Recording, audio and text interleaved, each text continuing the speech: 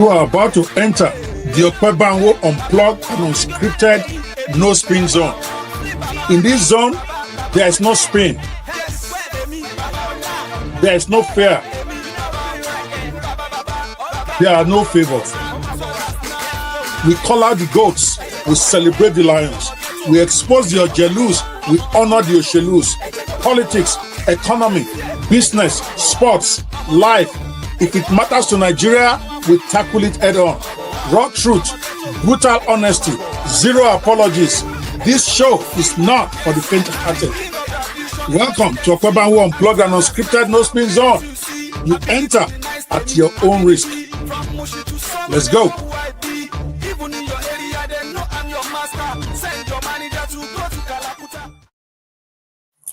Alrighty, welcome people to another exciting show of OPE BANWO Live, Unplugged and Unscripted. Today we have an exciting show because I have a guest, and this is all going to be hot seat today. You guys know when I bring in the hot seat, it's really hot for everybody, for myself, for the guest, for those of us who are watching at home. But before we get started, you know I got to give my opening round.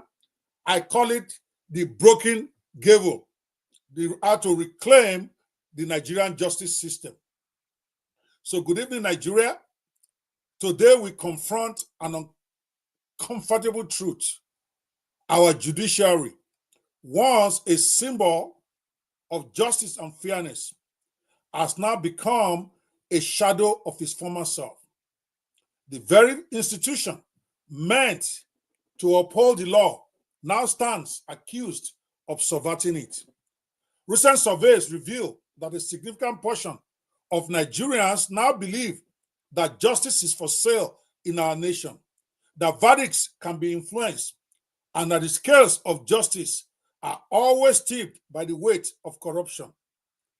This perception is not born out of cynicism, but from countless experiences where justice delayed has become justice denied.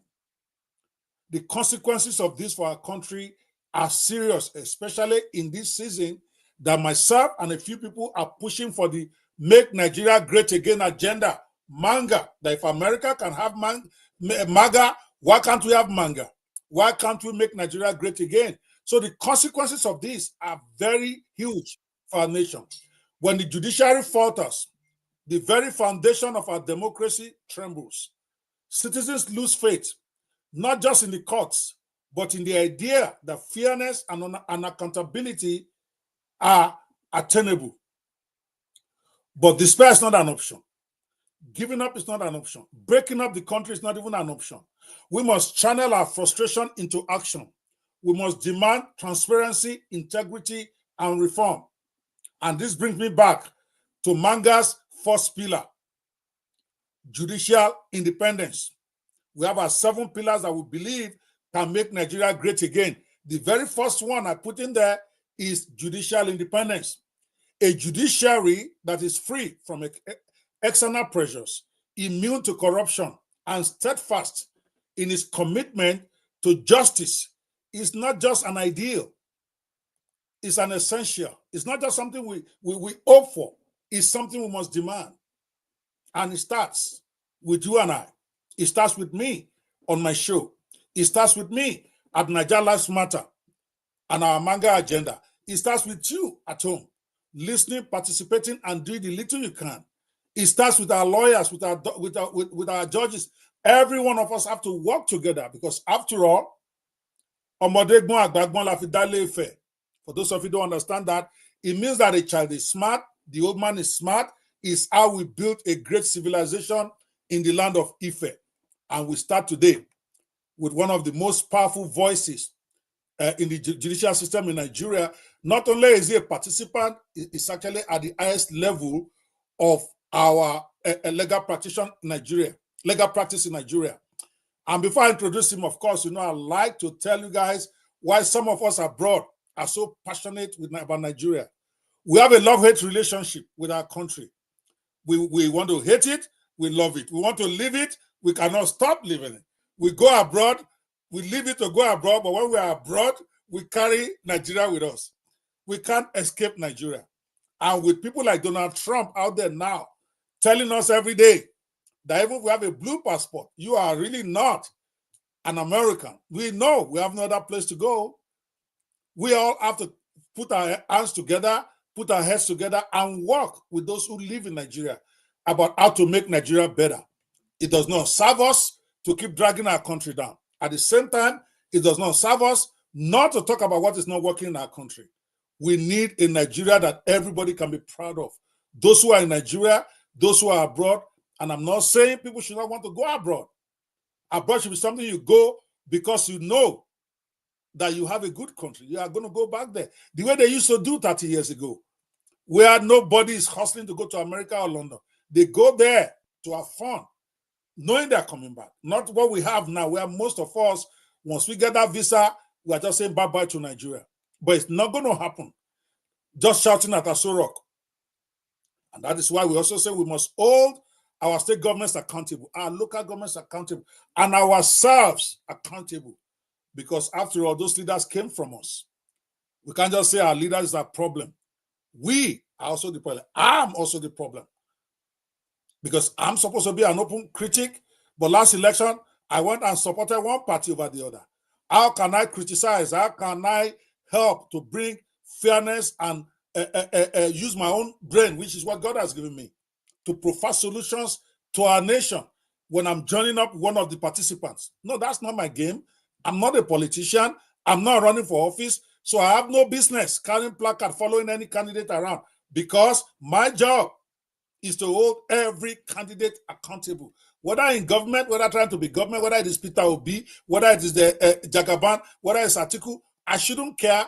I should care only about Nigeria. But what did I do? I supported one party last election. So I'm part of the problem. I'm not a politician. What am I doing there? You are part of the problem because you voted for some people that you know are not going to make your life better. But you voted it anyway because it's from your tribe or they gave you some money. So all of us, we have a part to play in reclaiming the Nigeria of our dreams. Manga is possible in our lifetime. We can make Nigeria great again. But it's going to take everybody, and that's why we're here. But I want to play a song that I put together. Everybody knows I'm into AI now, just to share my thoughts about Nigeria. My love, or not just me, diasporans like me. The kind of love-hate relationship that we have that you really can't understand if you have not lived abroad for many years. I'm not talking about visiting and coming back. But when you have been someone like me, who was at the top of my game in Nigeria, I already owned a finance company way back in 1992, 93. But I had to leave my country at some point, then go start all over. Then I'm in a good country that is working. Then I see my Nigeria still behaving as if they are still in the 19th century. I have to be sad. And at the same time, I have to love my country. At the same time, I'm mad at Nigeria. At the same time, I love Nigeria because no matter how successful I am in America, they can never accept me as one of theirs. I've got a very good law firm. A 26-person law firm is not small by any standard. But I still don't feel like I'm accomplished in America. So sometimes I think about that and I'm just mad at Nigeria. Sometimes I see Nigerians doing great things and I just love Nigeria. So I call it a love-hate relationship with Nigeria, and I put my thoughts into some lyrics. And because of AI these days, I don't even need a musician to help me turn it to music. So I went into the studio by myself and created the artist. I created the song. I created the mixing and all that. I call it Muguland Forever. And Muguland is a euphemism for Nigeria, because I don't want to be sued when I want to say whatever I have to say about the country. But that will give you an idea about how we feel, about people like me feel, and why we can't let go Nigeria. Because you say diaspora, they always put mouth in Nigeria. Yeah, we will put mouth. And this is why. Because Muguland is in us. We can't leave Nigeria. We can't love Nigeria. We don't know what to do about Nigeria. Enjoy. When we come back, I'll bring up my guest. Muguland forever. Though you break my heart, I can't run away. No matter how hard, through the pain, the struggle, I'm still holding tight. Muguland forever. You're my love, my fight. 5 years in school, now I'm stuck in the rain. A degree in my hand, but no job to gain. I try to move on, but I keep looking back. Mugulan, you've got me still on track. Records breaking back for a little pain. Enough to survive, but we live day to day. I could hate you for all of the tears we cry, but Mugulan, you've got my soul in the sky. Mugulan forever. Though you break my heart, I can't run away. No matter how hard, through the pain, the struggle, I'm still holding tight. Mugulan forever. You're my love, my fight. Leaders who promise but never come through. We suffer in silence till we push through. We scream out in anger but it fades in the air. Yeah, Mugulan's in my veins, I can't leave you there. The roads are rough, the power's never on.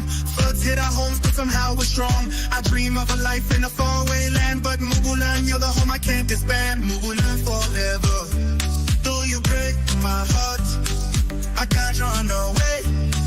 No matter how hard, through the pain, the struggle, I'm still holding tight. Mugulan forever. You're my love, my fight. We curse and we cry, we say that we're done, but when the day's over, you're still the one. We try to escape, but we carry you too. Mugulan, Mugulan, I belong to you. Your rivers, your skies, your streets full of pain. Somehow they call me back again. I love you, I hate you, I can't walk away. Mugulan, you own my heart every day. Mugulan forever. Though you break my heart, I can't run away. No matter how hard, through the pain, the struggle, I'm still holding tight. Mugulan forever. You're my love, my fight. Mugulan forever. Though you break my heart, I can't run away.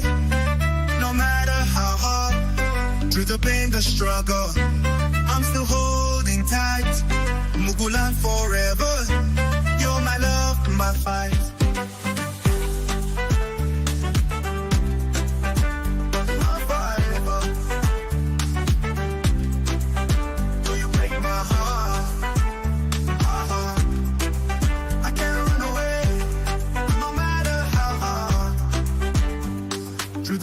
Struggle, I'm still holding tight. Mugulan forever. You're my love, my fight.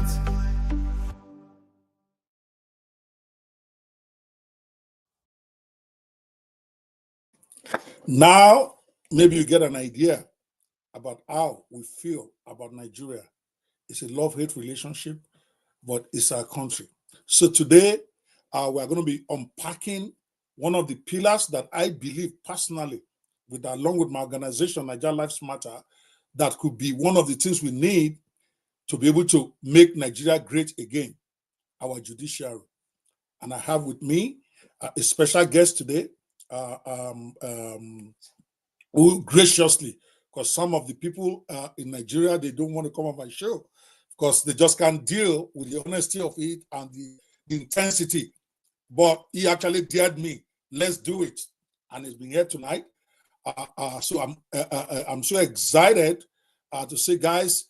Today we are honoring our guy. Today we are honored rather to host a distinguished figure in Nigeria's legal landscape, a man whose unwavering commitment to justice and human rights has earned him national acclaim. Is Dr.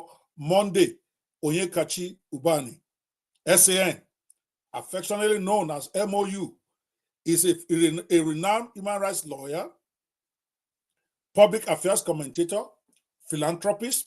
He was born in Awomuku village, Ikuano local government area of Abia State, and he has risen from his humble beginnings to become a beacon of hope for the marginalized and the oppressed, even as he continues to rise in the legal profession. He was called to the bar in 1990, at least this is my research. If it's my information is wrong, he's a man that speaks straight to the facts. He's going to correct me when he comes on. In a minute, he's in the studio already. I'm just reading his citation. It was called to the bar in 1990, I believe. Dr. UBANI is the principal partner of UBANI & Co., a law firm he established in 1992. His legal acumen and dedication I've seen him take on numerous public interest litigations challenging policies that infringe citizens' rights. Today, is successfully, notably, he successfully contested the federal government's mandatory COVID-19 vaccination policy for civil servants, and then the Twitter ban. So you know, this is a man that has been on the cusp of some of this stuff that we feel are very important in Nigeria Lives Matter. His leadership roles include serving as the chairman of the Nigerian Bar Association Ikeja branch, second vice president of the NBA, and chairman of the NBA section on public interest and development. It's called NBA Speedel. His tenure in these positions has been marked by relentless pursuit of justice and the law. And of course, in recognition of his contributions, he was given the highest rank for lawyers, practicing lawyers in Nigeria, by being decorated with the rank of the Senior Advocate of Nigeria. I believe this was in 2024, if I'm not wrong. Beyond the courtroom, Dr. Ubani is a compassionate philanthropist. And through the OnyekaChi UBANI Foundation, he has impacted countless lives, including facilitating life-saving surgery for baby Somaya and championing the cause of a cleaner who returned a lost sum of 12 million naira, bringing her national recognition and support. Dr. Ubani's voice is one of reason and resilience in Nigeria's socio-political discourse, even though I consider him to be one of the Ikoyi people, and we're going to be talking about that later. One of the Ikoyi people that are making all that money in Nigeria, we want some. He's a voice of reason. His fearless advocacy and integrity make him the senior advocate of the masses, as some like to call him, following in the footsteps, of course, of the inimitable Gani Fawehinmi. So join me into my studio tonight as I welcome Dr. Monday OnyekaChi UBANI. Did I get your citation right? No, I didn't ask it from you. I had to do my homework. Was it accurate? Dr. Banwo, that was even more than accurate. You know, thank you very much. Thank you. We don't have any secret again. We don't have any secret again with internet. There's no secret anymore. Funny enough, you yes. came straight from ChatGPT. I just say, get me a citation of his achievements, and he gave me that. That's the so if you are doing the work, internet is taking it. Thank you so much. Thank you very much. For those of you watching us at home, please, some of you will be able to make comment, some of you will not be able to, because you have to authorize StreamYard before you can allow your comments to be shown. We like to engage those who are watching us live, and if you are watching a recording of this later, still post your comments, because we typically run reruns of this, so that, because we always check our threads, so that whatever your comments are, if I need to refer to the attorney to respond to you, or I can respond to you myself, or you want more information about my guest, you know what to do. Just make your comment on the thread. My staff will pick it up. But we are live right now if you are watching this in Nigeria. So post your comment and let's go for it. All right, sir. You know, in this show, we don't do the usual thing that people do. How's your family? How's business? We don't do all of that. But you are so special. I'm going to ask, how are you, sir? Is everything good? I am very fine. Your brother is very fine. We are live, but somebody will say it could be better. All right. So that's the best I do. Now let's just get to it straight. Let's cut to the chase. Right. I want to start with the public perception of corruption in the judiciary. Typically, I will try to put even the question on the screen so that those who are watching us at home can see it. And also the reason why I put it there, and I'm giving you enough advance warning here, is that what typically happens is that after the event, I actually cut out the segments. So when we are discussing, we want to keep on point to the topic on the table, because that's how people will evaluate what we are saying, because they might not see the rest of the questions. I cut it into like 20 different pieces. So they're going to see one at a time. So we want to make sure that anyway, we are lawyers, we stay on point to what we are discussing. And then if there are other things to discuss after, we can always raise it. So coming back to you, sir, the public perception of corruption in the judiciary. The Chatham House survey, so I'm not picking this from the air, shows that 61% of Nigerians believe judges accept bribes to influence rulings. So how would you respond to this perception? Is it true? Is it wrong? And either way, how do we restore public trust? So it's a loaded question, but you got the floor. Yeah, thank you very much. I will not stay here and say that there's no corruption in our judiciary. I will not say so. But I'm not too aware of the percentage, whether it's up to 61%. So I may not enter into any controversy as to the percentage. But whether there exists corruption in our judicial sector in Nigeria, it does exist. If you are a practitioner, you will notice it even from the non-judicial staff. Most times, issue of getting a date after you have filed your case. Ordinarily, you are not supposed to go back to the system in order to influence the assignment of that particular file to any judge. But I tell you this, that you file your case without following up, it becomes an issue. Even when you have paid for service of the process, you still have to go and discuss with the sheriff or the bailiffs, in order for them to go and serve. You have paid and you have to now give them money. Not only giving money for service, you also have to pay for them to go and put it in the court's file. Starting from there. Sometimes you get this judgment, even for them to type your judgment, they begin to give you price for you to pay before you can get your judgment. Whereas the law says when the judgment is being delivered, the judge ought to have handed over the judgment to the lawyers. But you are not paying for it in order for you to have your judgment. But more on the issue of let's even put the issue of the clerks aside, the judges themselves. I'm coming gradually. Okay. Then the issue of whether judges, take judgment in order to deliver ruling. I as a person cannot stay here and say I do offer any bribe for any judge to deliver judgment in my favor. Now I don't know who they interviewed that gave that perspective, give that opinion, but I have not been a victim of any payment of money to a judge in order to deliver judgment. But hasn't that been judges? I've had some experiences, in judgment that I know this should be in my favor, but the judgment goes against every grain of evidence that has been adduced. I will not also make an allegation that maybe the other lawyer offered any bribe before that judgment is given in his favor. What I do is for me to go on appeal, believing that if all the evidence, if what will have happened at the lower court is presented before the upper court, before the appeal court, that there will be some measure of justice, being meted out and all that. So I may not conclusively, agree with the percentage of what corruption does within the judicial sector. But whether corruption does exist, it does. It does exist. And there has been instances where punishment has been meted out to some judges who we have found culpable. No, that's a good question. Sorry, that's the way I go. That I'm interrupting because there's no spin here. No problem. No problem. When you try to spin, I'm going to call you off. But what I'm saying here is that yes, okay, I think we may not agree on percentage. You are right. Sometimes the question, because you're a lawyer, because lawyers will say, okay, how many people did they speak to? Did they talk to everybody? So I will agree with you on that. You are not spinning that.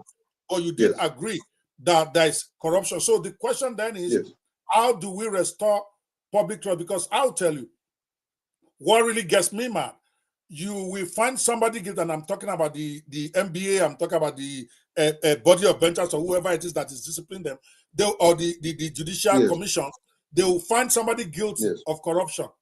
Then they slap him on the wrist. It happened to me in a case in Nigeria, because I for a while I had my Nigerian practice even while I was here, and I'm talking 2012 maybe. I was involved in a case about a refinery with a client. We don't need to mention names and clients because it's the issue we want to talk about. And this judge, 100%, was corrupt. He will have meetings with the sons we are in the case with, without us being there. When they come in, they first go to the judges' chambers. They do their thing, all this, their parakpo thing. They do it. When I say parakpo, I'm not talking tribal now. I'm talking about senior lawyers parakpo because the judge in question is Igbo. The sons involved are Yoruba, so this is not a tribal thing. It's a collegiate thing. And I'm like, what the heck is going on here? You can't be meeting with the judge when I'm not there. So as the whole thing was going, it was clear that this judge was corrupt. We wrote a petition myself and the other lawyers there, because me, I don't play that. I'm from America. I was not going to let that go. So we filed a petition to the bar and submitted it to the Judicial Commission. We submitted evidence that we have that this man is corrupt, for sure. I will make that allegation without proof. I'm not going to talk about the person publicly, but I had proof. And when they had the hearing, I was surprised. They actually had the hearing. They invited us. I was being told all along before that the judiciary don't listen to complain, blah, blah, blah. No, they called us. We testified. Then at the end of the day, they found this man, this judge, to be guilty of corruption. But guess what? They thought he was due to retire that year. This was like February or March. He was due to retire like in October. They now say he has to take early retirement. That's all. I was so mad, and I'm still mad. In other words, how do we restore public trust when we know there's corruption and then we identify it, but then we give them a slap in the hand that is not even a slap? That man should have been dismissed. He should have forfeited his retirement so that he can teach other people. But what did they do? They gave him 6 months early retirement. And I had to travel to Nigeria. So what do you say to that, sir? What do you say? How do we restore public trust? This issue. Yeah. I agree with you that the issue of trust on our judicial sector is very imperative. The moment people lose confidence in our judicial sector, they will have to resort to other means of seeking justice, and that is extrajudicial way of seeking justice, because the confidence is no longer there. People go to court in order to resolve disputes, believing that the judiciary should be very impartial, should be able to.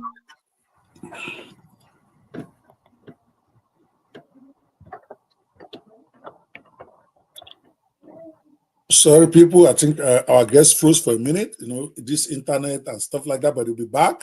If you're just joining us, we are just getting started into the cross of the matter. Just financial weight and all that. But when you now, I'm very sorry. No, it's okay. Go ahead, sir. You froze for a while. So if the judicial sector doesn't, give that confidence, then we're in trouble. I agree. So the question then is, again, I'm about solution. It's about making Nigeria great again. So I'm going to put the question back up here because we're not done with it. How do we restore public trust? It's not enough for me and you to just wring our hands. Now, what do we? How do we restore that confidence, sir? Yes. Is one, leadership is key. The NJC is actually the body that disciplines the judicial member, the judicial officers. Yes. If a leader that is heading the Supreme Court, who happens to be the chairman of the NJC, is clearly without any history of corruption and wants to do the right thing, whenever there is any complaint like the one you had before the NJC, there will be a situation where the evidences will be adduced, and when they are very plausible, when the evidence are very heavy, there is no way you can give a slap on the wrist. You will met out the full punishment for deterrence.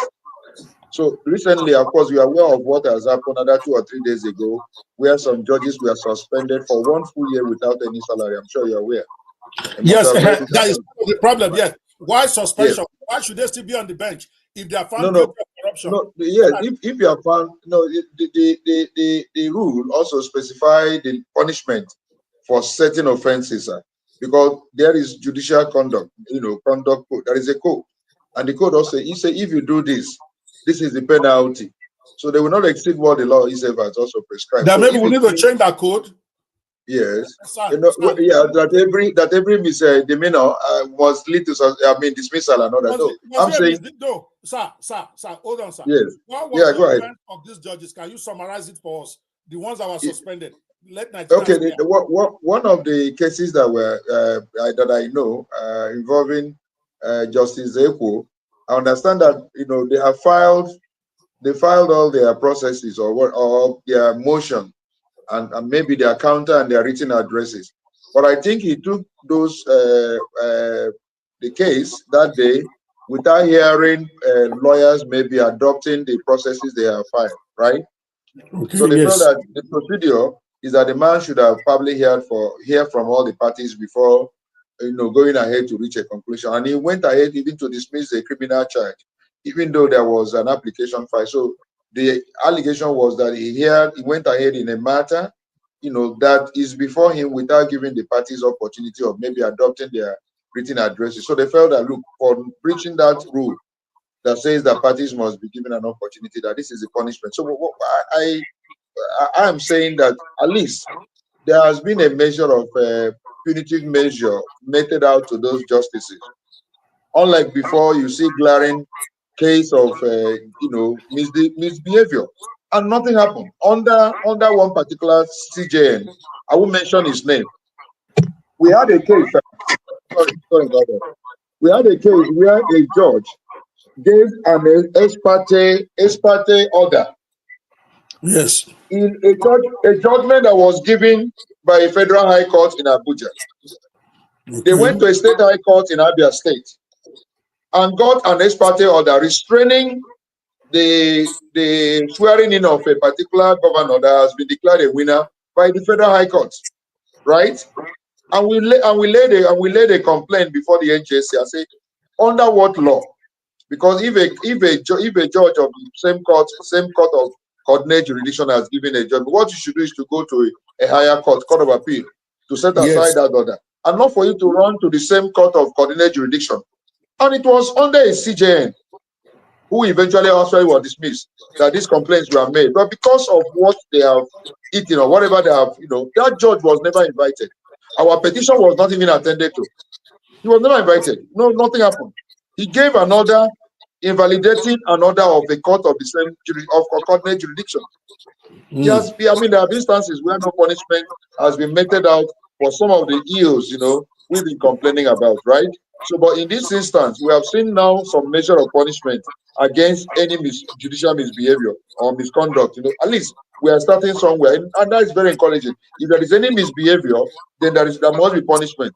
The level of punishment or the quantity or the quality is a different ballgame entirely. But the point is that there is measure of punishment, which will actually act as a deterrent. Yes. Okay, if I may comment briefly there, I think that is part of the problem that I found unacceptable, in the sense that if a punishment that is even insulting to the victims, which is the Nigerians, if a judge is bad, don't give him a slap on the wrist and then tell me you are disciplining them. Okay, there is one of those judges that what she did was so bad, or was not qualified. I don't know what the issues were. That they actually tried to put at the Supreme Court, or was it Court of Appeal, and then now she's suspended for 1 year. That means she can still come back and still become a judge of the Supreme Court. So for me, of course, we are sharing ideas here. I hear you. Your own point is that at least there's something. My own point is that we can't be great if all we do is do something. In America, if you commingle clients' funds with you, you have not even chopped it yet. The money is even in your account. If I put my money inside a trust fund account, my money, not even client, if I mix it with client, I lose my license. They don't play with you. They don't even wait for you to chop the money before you lose your. So if you chop the money, you're a dead man. You go to jail, you lose your license. They made it so, the penalty so high that you are not even tempted to mess around. And I'm saying for Nigeria to be great, there has to be zero tolerance for our judges, at least on things that impugn on judicial independence. How can you deliver a ruling when you didn't hear parties? That is corruption. I don't care what anybody say. What law gives him rights? It's different if a judge exercises discretion and we all quarrel with that. Me, I'm not going to say disbar a judge for exercising his or her discretion. If the law gives him, for instance, whether to postpone a case or adjourn a case or whatever, that's the judge's prerogative. He has to be really, really serious before I will say let them go discipline the person. But a judge that was bold enough to deliver a ruling without hearing parties is a corrupt judge.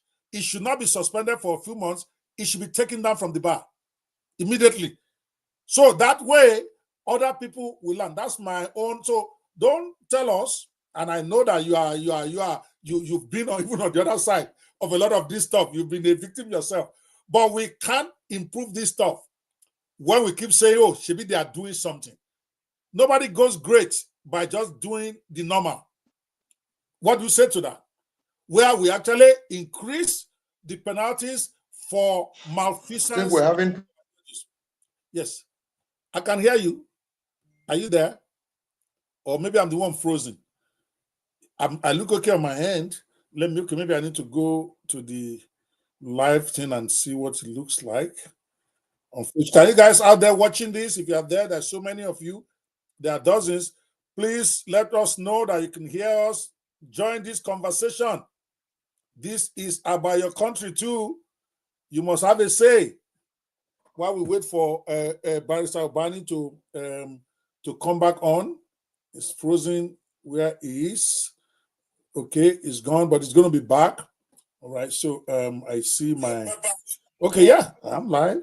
It's working well out there. So let's. Okay, I think I can see that. All right, while we are waiting for Barrister, for those of you watching us from home, we are discussing the issue of judiciary, the judiciary in Nigeria, and how we can make Nigeria great again by dealing with that pillar, independence of our judiciary. And while waiting for my guests, I just wanted to ramble on about a few things. I want to give a quick shout out to a very dark man. I don't really know what the issues are yet, but I want to be on record that whatever it is that he has done, they need to take him to court immediately by Monday. Okay, I understand I was arrested at GT Bank. I want to express solidarity for VDM. I don't know what he has done. Now, if he has broken the law, he should face the consequence of the law, just like he also likes to, we all like to propose. So I'm not one of those guys that will say, oh, because he's arrested, the government is wrong. No, I don't do that. But I want to express my solidarity with him. And we are urging the EFCC and all those who are involved in his arrest to please follow the law to the letter.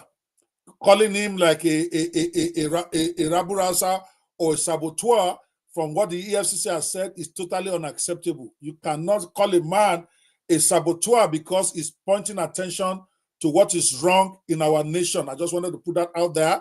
Again, I don't know what has happened. I don't know what VDM has done. If he has violated the law, he himself should face the full wrath of the law, is what it is. Those of us who advocate for justice, we should be ready to also accept justice. But they cannot victimize him because he speaks out against the powerful, because he exposes the powerful. So EFCC had better be ready to let us know what VDM did. Because on Monday, I'm going to put them on full blast myself about this VDM, very dark man. You can't just arrest a man because it's a thorn in your flesh. I'm going to be worse. I'm just starting. I'm going to be worse. I'm going to speak the truth to power. And if I violate the law, then deal with me according to the law. But what you cannot do is just arrest a man because you just don't like what he's saying. Again, I've not accused the government. I've not accused the FCC. I'm just begging them so that we would not think that this is a vendetta. In fact, there's a question like that I have for my guests. There is so much fear now that people feel that if you speak against the government, they're going to lock you up. I refuse to believe that until I see the evidence. Very dark man can be a good case in point. So if he's done something, then put it out there. At least this is what he's being charged for. This is the evidence against at least some of it, so that people like us who are commenting will calm down. And I will be one of those guys. If he's not doing right, I'm going to say it. But if he has not done anything, you can't lock him up. I'm hearing they pick him up in a bank, that is some bank locked him up for EFCC to get there.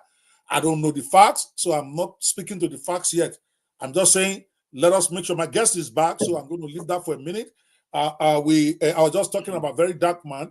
I'm doing my solidarity with him because a man that I feel that is doing a great service to Nigeria. We all have a tendency to overdo it. Okay, so maybe every once in a while, maybe it goes out of the whatever, but it's no reason to arrest him unless he has committed a crime. But let's go to the next question. So I think we're going to circle back to this judiciary thing. Okay, we're going to circle back to it because we still have to talk about more about solutions towards the end. So now I want to go to MBA. The reason why is because I have you in the house. You have been part of the MBA. You have been one of the officers. So authoritatively, you can speak about MBA issues. So I want to talk about the effectiveness of MBA in upholding ethics.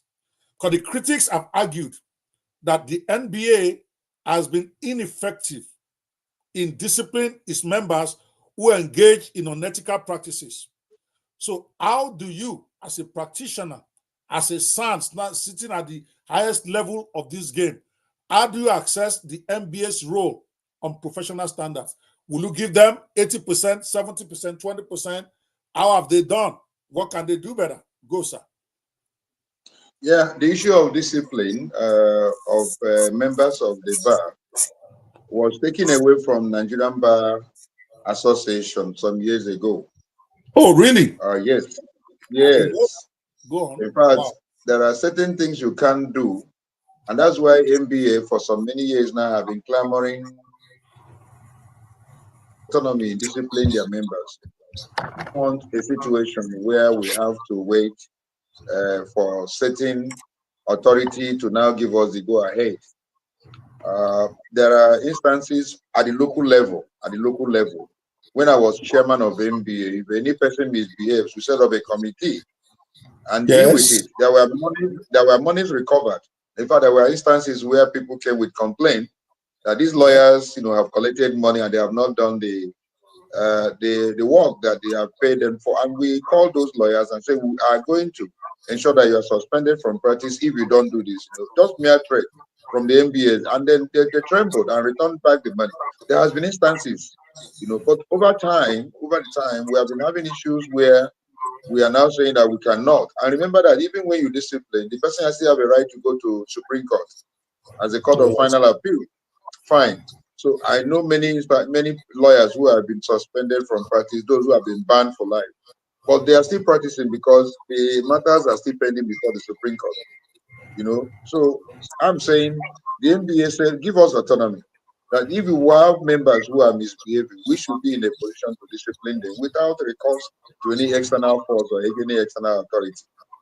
But as far as I'm concerned, I agree with you that we should enforce discipline. A lot of misbehavior, a lot of misconduct, professional misconduct have been committed by lawyers. If you see the kind of things you hear, that monies are given to lawyers and into their account, and they give the money.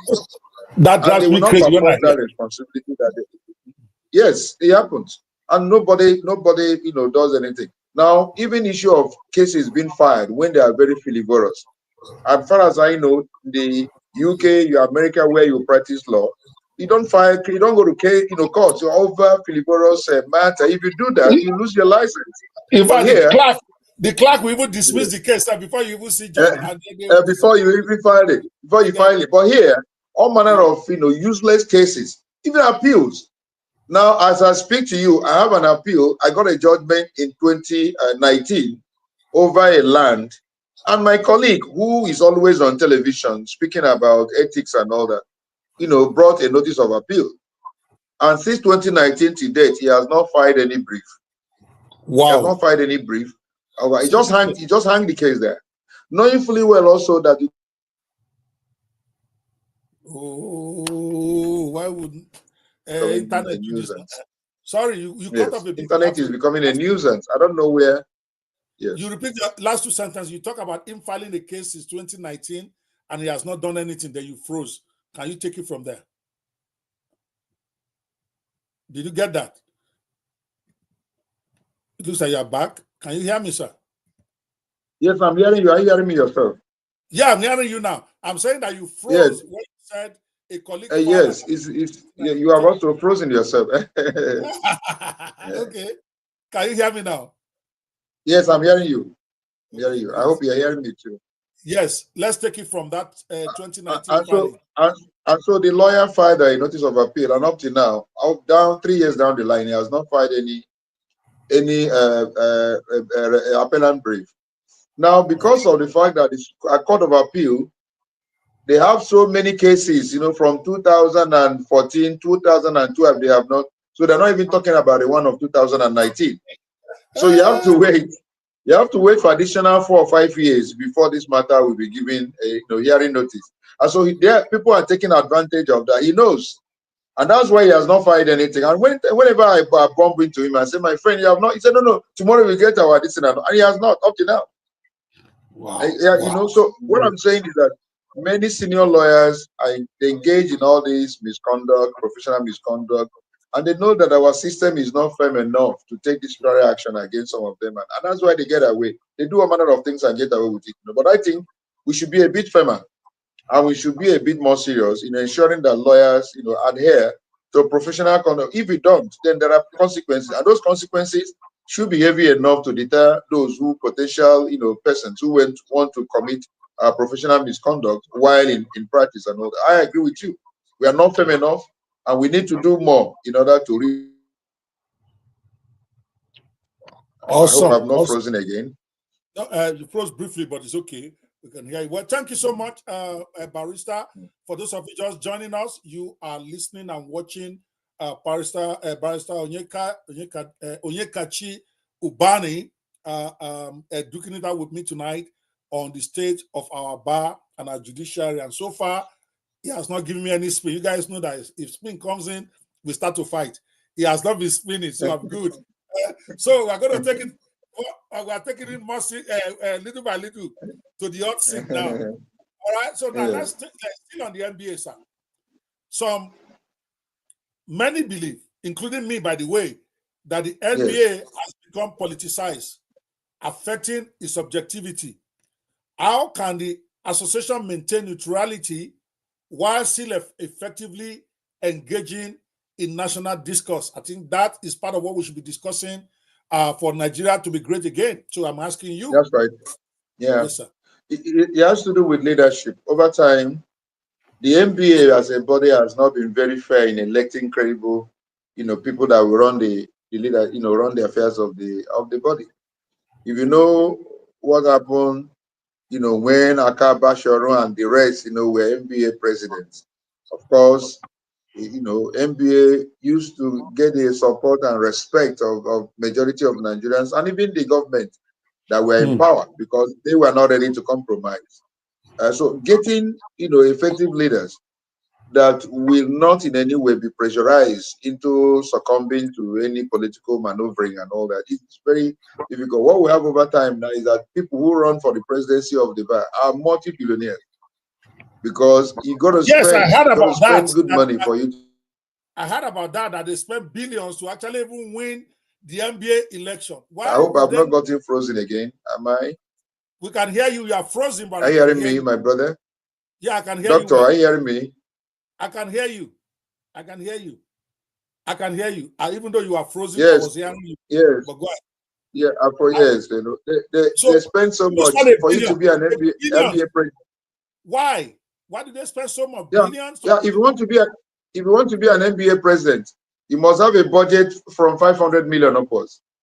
But it's just why? like as if you're running for the presidency of the country. Are you hearing me loud and clear? Are you listening to me? Yes, 100%. Because the demands, from almost all the branches themselves, they feel that if you don't have such money and then be able to be generous enough for almost everything, that they will demand from you, then you are not capable. You don't have the capacity to be the NBA president. Some lawyers will be calling you even when their wife has delivered. Sorry, sir. Sorry that I've cut him because I really wanted you to in onto some of these things. Yeah, yes. Why would somebody I'm telling 500 million to go up? What is there? You have to being the president of the bar is a very big position. Okay. You are the number one lawyer in the country, apart from the Attorney General of the Federation. You have so much power, you have so much influence. I see. I see. And so many bodies, you are the one who nominate members into those statutory bodies and all. So it's a very and then you are going to be permanently as a bencher. As a bencher, you remain permanent, and then you nominate those who. So it's a very big opportunity for you in life as a lawyer to be the NBA president. So it takes a lot. So those people spend. Is he going for campaign? Some at the time use private jets to go for campaigns. Wow. And some governors also come in. Some governors come in to sponsor some of the NBA presidency. And so when you get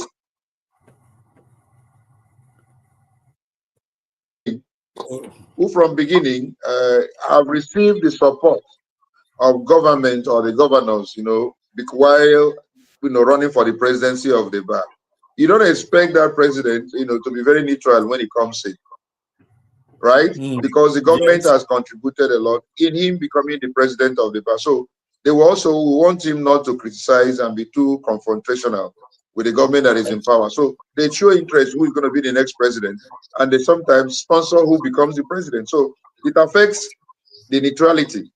It affects the effectiveness of that leadership. And then the NBA themselves, the lawyers who want expect that they should be discerning enough to say, oh, we know this person over time, we have seen his antecedent, we begin to also look at your pocket, as a determinant for you to be the NBA president. So if you are not generous enough to be giving money while you are campaigning, no show. Just the typical Nigerian style. Wow. So just the typical Nigerian style, sir. Yes, sir. Now, and that I think is one of the major problems that we are dealing with. Before we start talking about how do we resolve this, I want you, because that is actually how we started engaging. Because you wrote a piece where you actually try to defend the NBA collecting 300 million naira from the River State government. Yes. And here we are, and I challenged that. And I'm like, what do you mean? Yes. How can you then say it's not? And then we got into the back and forth, but it was smooth, and it was the way lawyers argue. So I want you to now, on the record, because now we are here before address this issue. Yeah, that's correct. Acceptance of $300 million from 300 million naira donation from River State government. Does this not conflict with the NBA's commitment to independence and impartiality? Because exactly why they say don't do it, all of a sudden the man that gave them money is no longer was removed as governor. And now NBA took a position supporting that man. Why would Nigerians not think it's the money they collected that is speaking rather than them speaking on the position of the law? And by the way, I do happen to agree with the NBA's position that the president should not have removed the governor of River State. But I didn't collect money from River State. People can listen to me. But River State collected the NBA collected 300 million.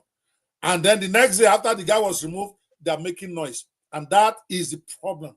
But you are saying there's nothing wrong with collecting 300 million. And I want you to explain to Nigerians why you think that there's nothing wrong with that. Yes, sir. Dr. Banwo, I can't wait to explain that. Yes, sir. There's a difference between government coming to support the cause of a body. Now, when you are elected and you now become the president and you have a ESCO, there is nothing wrong in any private body, any institution, any corporate body, or even government, giving money in order to support the cause. Because I have been a chairman of a branch and I have organized programs, Law Week and some other programs, for the branch. And I know that the money that have been contributed by lawyers is not enough to run some of the expenses. But what we need, sir, is transparency and a just cause. That the government give you money to support a just cause, you have to be transparent enough to disclose them and then use it for the purpose it is meant. Don't ever use it for personal purposes. It's for the NPA. So that the government donates money towards a cause, a just cause. There is nothing wrong with it. It is only when there is no transparency in the usage of that money. It is only when there is no, issue of accountability. Then it becomes an issue. Issue of being fraudulent with the money becomes an issue. But that the government support a cause, a just cause of a body using the money for the purpose, there is nothing wrong. I'm saying it here, and I say I can't wait to explain it. Now, remember that I collect this money as an individual in order to run for the presidency of the bar. I can't criticize. That I collect money for a just cause does not mean that if the government goes wrong, I will not criticize that government. No, I will still tell the government that what is right. Now, what I was saying about River State, what did the NBA say that it actually tells you that they were compromised? Before we go to let me finish now. No. Okay. This is a very big part of our conversation. Okay. We are going to talk about the NBA position as far as River State is concerned.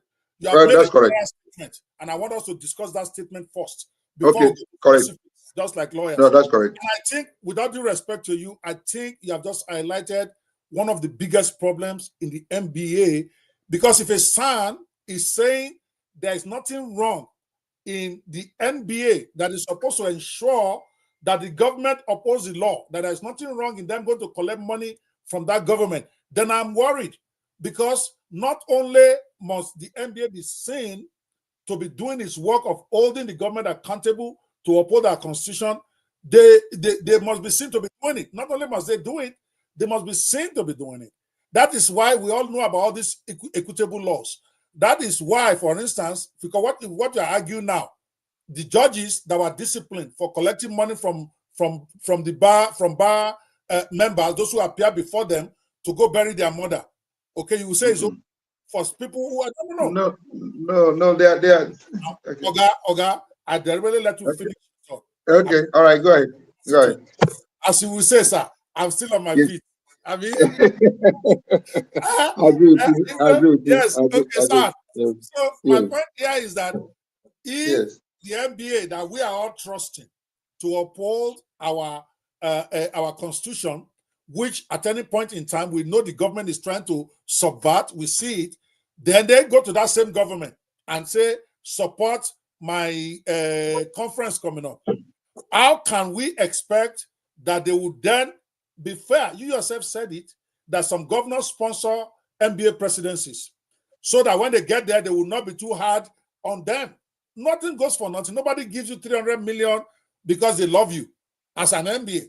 They are giving you 300 million to exert influence. Nobody was born yesterday. They may not say it, but you as an NBA should understand that he who pays the piper dictates the tune. They give you 300 million naira to run your association. Do you really think our president will be able to look at the governor in the eye and say, screw you, sir, you just trampled on the constitution? He will not be able to do it because he's a human being. Okay, it's a quid pro quo that is not expired. You are here telling Nigerians there's nothing wrong with something like, we're going to come back to Rivers. I'm talking about the principle itself. For how can you justify the principle of the hunter going to collect money from the sheep is supposed to hunt? Or I don't know the analogy to use. To me, the NBA is the guard dog of democracy. They are the guard dog of the law in Nigeria. So they have no business fraternizing in such a way with the government, where the government is one sponsoring their activities. So I'm going to pass it back to you on that. Let's kick that one around a little bit, then we'll go to the specific issue of Rivers State. The policy itself, which I think part of what Nigeria Lives Matter will be pushing, is there should be a ban on that. NBA constitution should say you cannot go seek fund from the executive, because your job is to prevent the executive from doing excess. And if they are funding you, you may be sure. Someone like me, if you give me money, I'll still say my mind. I know that. But if I'm collecting money, it is for the people in the public. Don't have to believe that. They won't believe that oh, Okpe has collected money, is telling me we'll say the truth to power. It's a lie. There's a level of money you will give me. I can't look at you in the eye when it comes to holding you down. It's a reality, unless I'm an ingrate. So why do it? So, but I'll let you talk. I've said enough on this, the conflict of interest.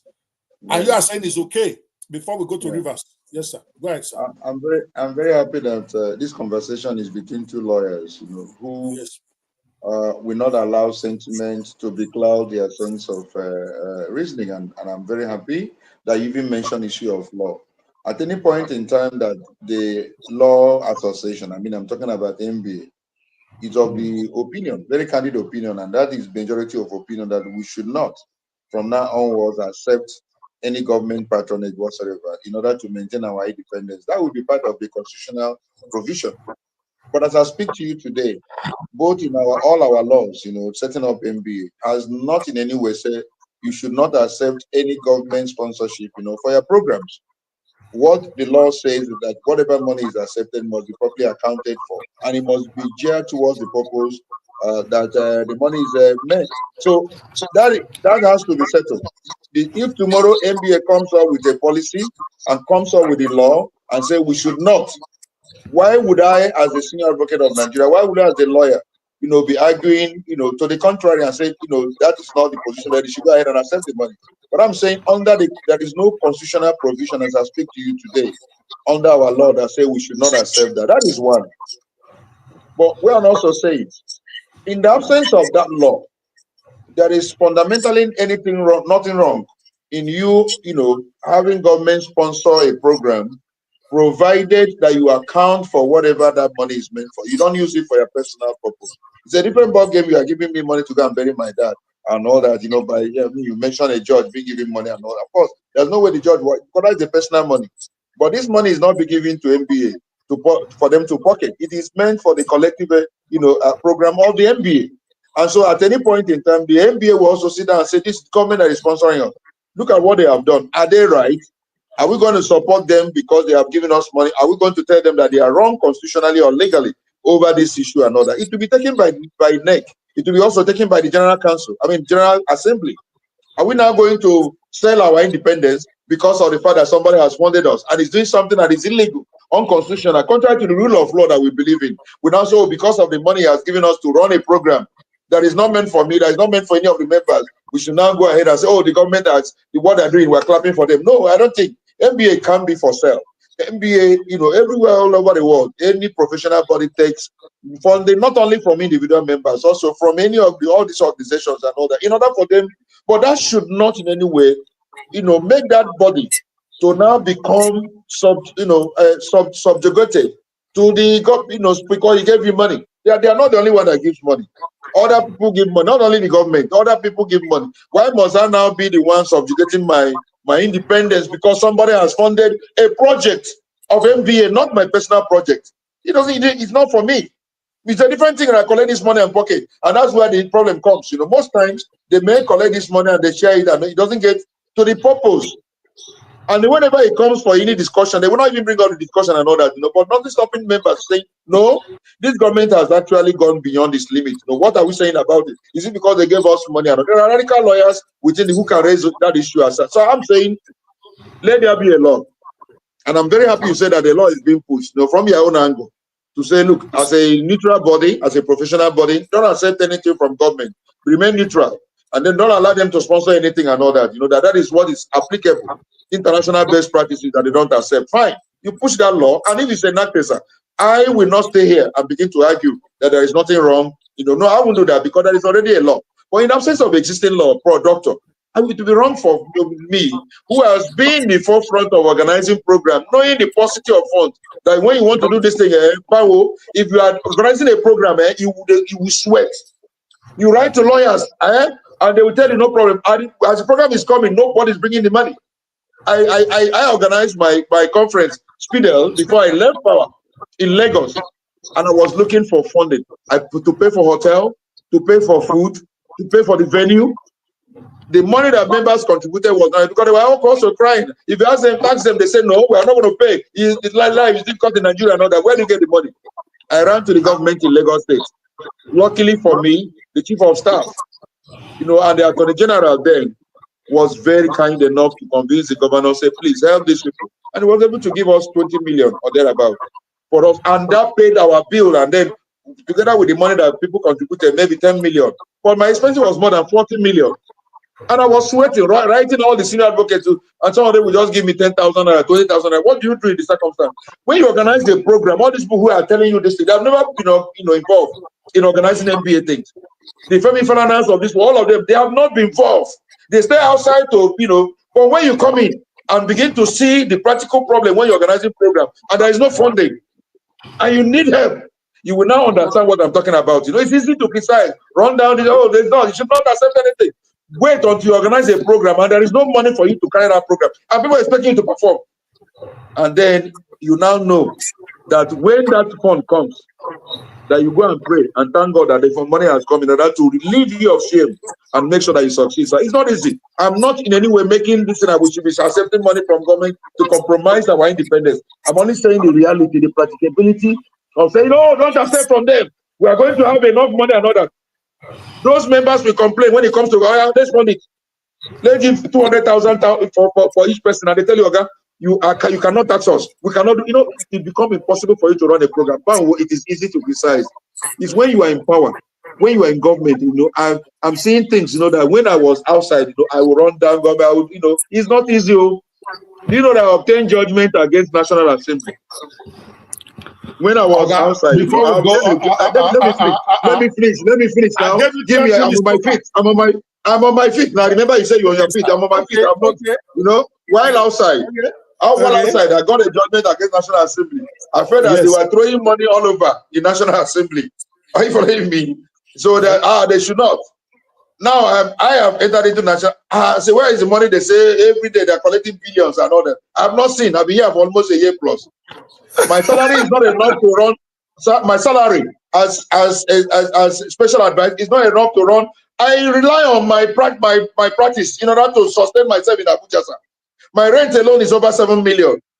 Now the national could not even give me money to pay for my house. National. Yeah, wait. Yes. First. Yeah. To who? Wait first. To who? You want to know? You want to know what's the problem? I'm a special advisor to a politician, you know, in National Assembly. What I'm saying, my salary is not enough. Hold on now, hold on. Let me give you the information. I'm not the one I give you for relax. I said my salary is not enough to sustain me even for a month. My salary is not enough to sustain me. I'm the one paying for my driver. I'm the one paying for my secretary. Two of them collect almost 300,000 naira in a month, sir. And then my fueling of my car 1 week is 100,000 naira, sir. My fueling of my car 100,000. So by that money I'm being paid 500 plus 1,000 naira. I finish in all this. It will take one week. Now I have to rely on my office money in order to run my life. But I was thinking that money is being, you know, I'm telling you as a brother, it's when you're outside, you know, it's easy to criticize and run down. But in reality, Banwo, when you come into these things, you see, God, I wish insight of knowledge, I wouldn't have all this. You run your mouth to know and all that. It's not easy. Even those of them in government, it's not easy, sir. All right, my son. You see that I gave you 15 minutes. I don't do it on my show, but I like you a lot. I know it's okay. It's okay because I don't want the viewers at home to feel that you bring a very important person to your show. That's why they don't want to come and talk. So I'm going to let you talk and you have spoken. Let me just give you just 5 minutes to respond to you, and then we develop this a little bit further. Yes, sir. Yes, sir. Number one, I will start from the last. I'm stunned. I didn't even know you are a special advisor to anybody, but it's good. Okay, and it's relevant. My question to you then, before I even go to, because I don't want to be distracted from my real issue here, because that's a non-issue. It's all part of the problem. If you make me a special advisor, and my expenses of doing that job is more than what you are paying me, I don't have to take the job. So don't whine to me, sir, and say, no, sir, hold on, sir. I'm still on my feet. Okay. What I'm saying to you is the problem we have in Nigeria. If you take a job or an assignment, you took it voluntarily. So if the cost of running that assignment is more than what the person who gave you the assignment is paying you, you have a right to respectfully decline. But why do you accept it? And then you are running that's a brilliant. Yeah, no, let that's me a brilliant question. I know we're not going to do it like this. I've been to respond to you. I gave you 15 minutes to talk. You spoke. Let me at least take 5 minutes now so that I can respond to all. Okay, go ahead. You can make a note. And then when I'm done, you can then respond to them. There are 5 issues that you raised, and I'll let you do all of that. So let's have, we're going to enjoy this part very well because I'll give you all the time you need. So just let me also respond a little bit. So I'm saying on a larger issue, I have no sympathy for government officials who complain about their salary as the reason why they're not doing their job well, or about why they have to compromise or go take whatever. That's number one, because nobody forced you to take the job. Nobody forced you to run for election. Number two, when you talk about MBA, okay, and say that when you get to government and you run and you don't have money and it's tough to get the money, I will say to you with most respect, and you are going to respond to that when it's your turn. It is lack of imagination that makes leaders say, oh, we can't raise funds for a project that we decided we're going to do unless we go to government to give us a grant. You are not a government organization. You are an organization of private individuals. So if you can't fund your own project, then why are you doing it, especially an MBA? Before you say I'm talking theory, you have heard of Nigeria Lives Matter. I've been training Nigerians for the last 10 years, okay? In the last 3 years, I went supernova on it, where every quarter I do a 1 week training. Then from there, I select another 300 or 400 to then do a 4 week training. And then from there, I select another to do an 8 week digital empowerment training. I have not gotten a dime in contribution from anybody. And I'm saying it publicly, not from government, not from politicians, not from nobody, not even from friends. But I'm sustaining it. Do you know what I'm sustaining? In May last year, I gave out 60 laptops. Each of those laptops is $599. That's 600 times 60, or call it times 54, because 6 were not giving. I came with, I was short when I came. So let me not claim 60, 54, 6 are still out there, still waiting for their laptop. My point is, I pay for all of that. I pay for the softwares. But I did not even apply for grant anywhere. Anybody out there who's listening to me and say, Nigeria Lives Matter has applied for grant for them, please call me out in the chat. You know why? Because I sit down and figure out how will the program be self-sustaining. And I worked it into the program. For instance, there is the recording of the program. You have to buy if you want the recording. It's free. That's how we raise money. We sell courses there for those who want to go to the next level. After the 12-week class, we work things into the program for it to be self-sustaining for those who want to go to the next level. That's how you run these things. So don't tell me, if I'm president of the NBA, I can promise you I will do a conference and I will not go to any government. Because the NBA we are talking about here is lack of business mindset. This mindset that we must go to government and collect money, and NBA should not be doing that because it compromises you. That's number 2. Number 3, the most important part I even want to really focus on is that you mentioned a good point to you and to those who are talking about that it is not against the law. And that part upset me personally, I'll be honest with you. Why must it be against the law before we do what is right? Does it not, should we not be able to tell for ourselves that it is not transparent for us to be going to the same government? We are supposed to be holding accountable to fund our projects. Even if you are going to go to other individuals to go beg for money or whatever, go abroad, I don't care. Not the government. But your argument, and the argument of the NBA is that it's not against their constitution to do so. And I'm saying that in itself is the problem. The fact that you think that it must be against the law before we borrow ourselves brains. I'm a lawyer too, I'm part of it. Before we borrow ourselves brains and say, no, this doesn't make sense. That part is what I really want us to focus more on, because we can get distracted going into all the other issues. Is why would the NBA leaders think that it has to be against the law before it occurred to them that they should not be going to governments to go and request for support? Because if they had thought and borrowed themselves brain, we will not be in this mess.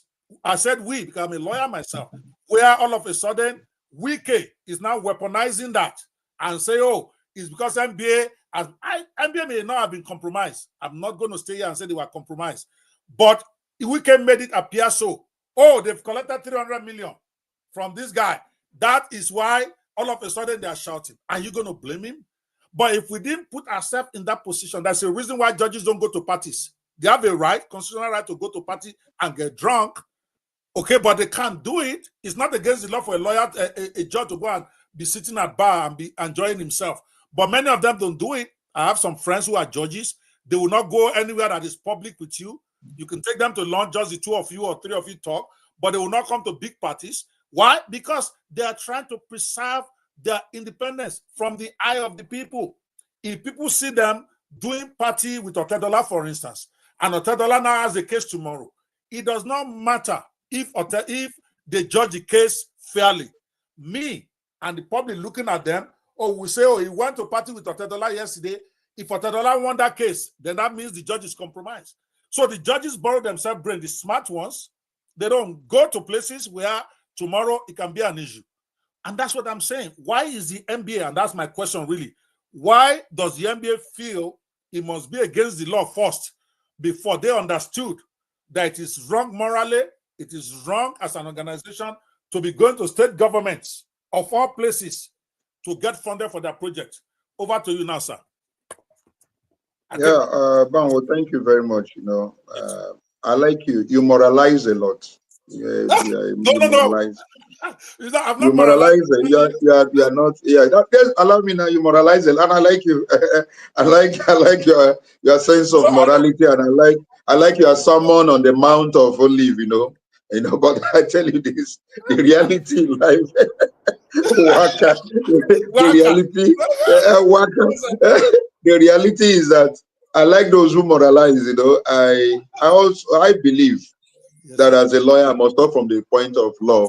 First and foremost, I say, look, I don't have any problem if tomorrow the team of all.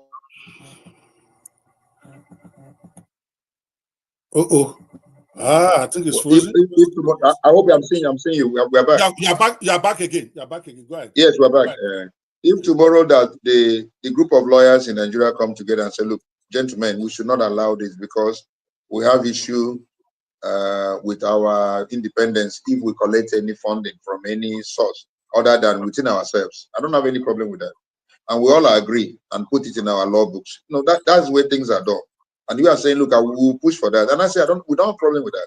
But for now, my own brother, that is, with your level in life and all that, let's be realistic. If anything is not contrary to law and all that, it makes it not illegal. It can only make it immoral if you are talking about morality, fine. But I'm saying legally speaking, I'm not saying it's illegal. You have not gone against it. I agree. So that we have to agree on that. But also looking at it now from the moral angle, and somebody says, gentlemen, can we now push up our morality a bit? We shouldn't accept. And we'll agree as a body tomorrow and say, don't accept that. It will be decided by the majority of lawyers. And when it becomes a law, Dr. Banwo, it will be wrong for me. It will be wrong for you to now say, oh, let's go ahead and collect any money from the government. We will, look inwards and say, let's deal with whatever we have collected inward. So that's only what I'm trying to say. I'm not making any excuse, for the government, MBA collecting any money and all that. But what I insist is that if you collect this money, use the money for the purpose and all that, because even abroad, with all the civilized societies where you guys are in, government also sponsor good causes, with bodies. They say maybe this particular cause, we feel that we should be able to put our fund in order to make it, better for the society. After all, the thing is not being funded for individuals, it's being given for betterment of society and all that. I don't have any problem. Honestly, if it becomes a law tomorrow and all that, I will argue that it's illegal. It is illegitimate for MBA to accept any funding from any source other than from internal generation of their revenue and all that. That's my position. Okay. Now, secondly, Yes, now let me.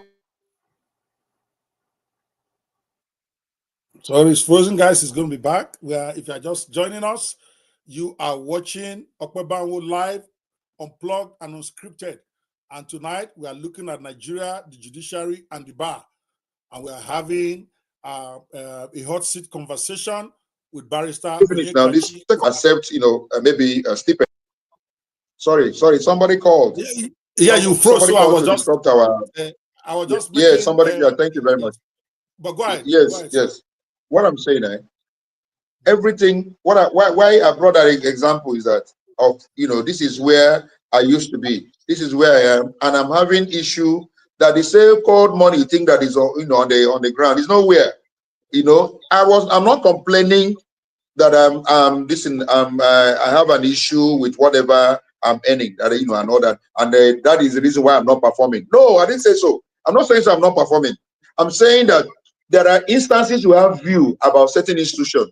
Until when you get to that institution, you see a different ball going. But you are operating from outside, and you have, money is and you are not seeing that thing and all that. I'm not in any way making any excuse for inefficiency. I'm doing my job even more than I'm supposed to. I'm performing excellently well. But what I'm saying is that the reality I'm saying is not what I was, saying outside, on inside. But I think that the thing was everywhere. When you come, just like when you go abroad, you think that there is dollar, being thrown on the street. There's no dollar. You went to America. There's no dollar. There's no free lunch. There's not even in Freetown. Even in Freetown. Yes, sir. So that is where I brought it in. Yes, sir. That's where I brought it in. I didn't bring it in to really give excuse for No, I'm not complaining. I'm not complaining because see, there are advantages you gain from that. The fact that you are given an opportunity, Dr. Banwo, to be part of the process to correct some of the ills you speak about. It's an opportunity.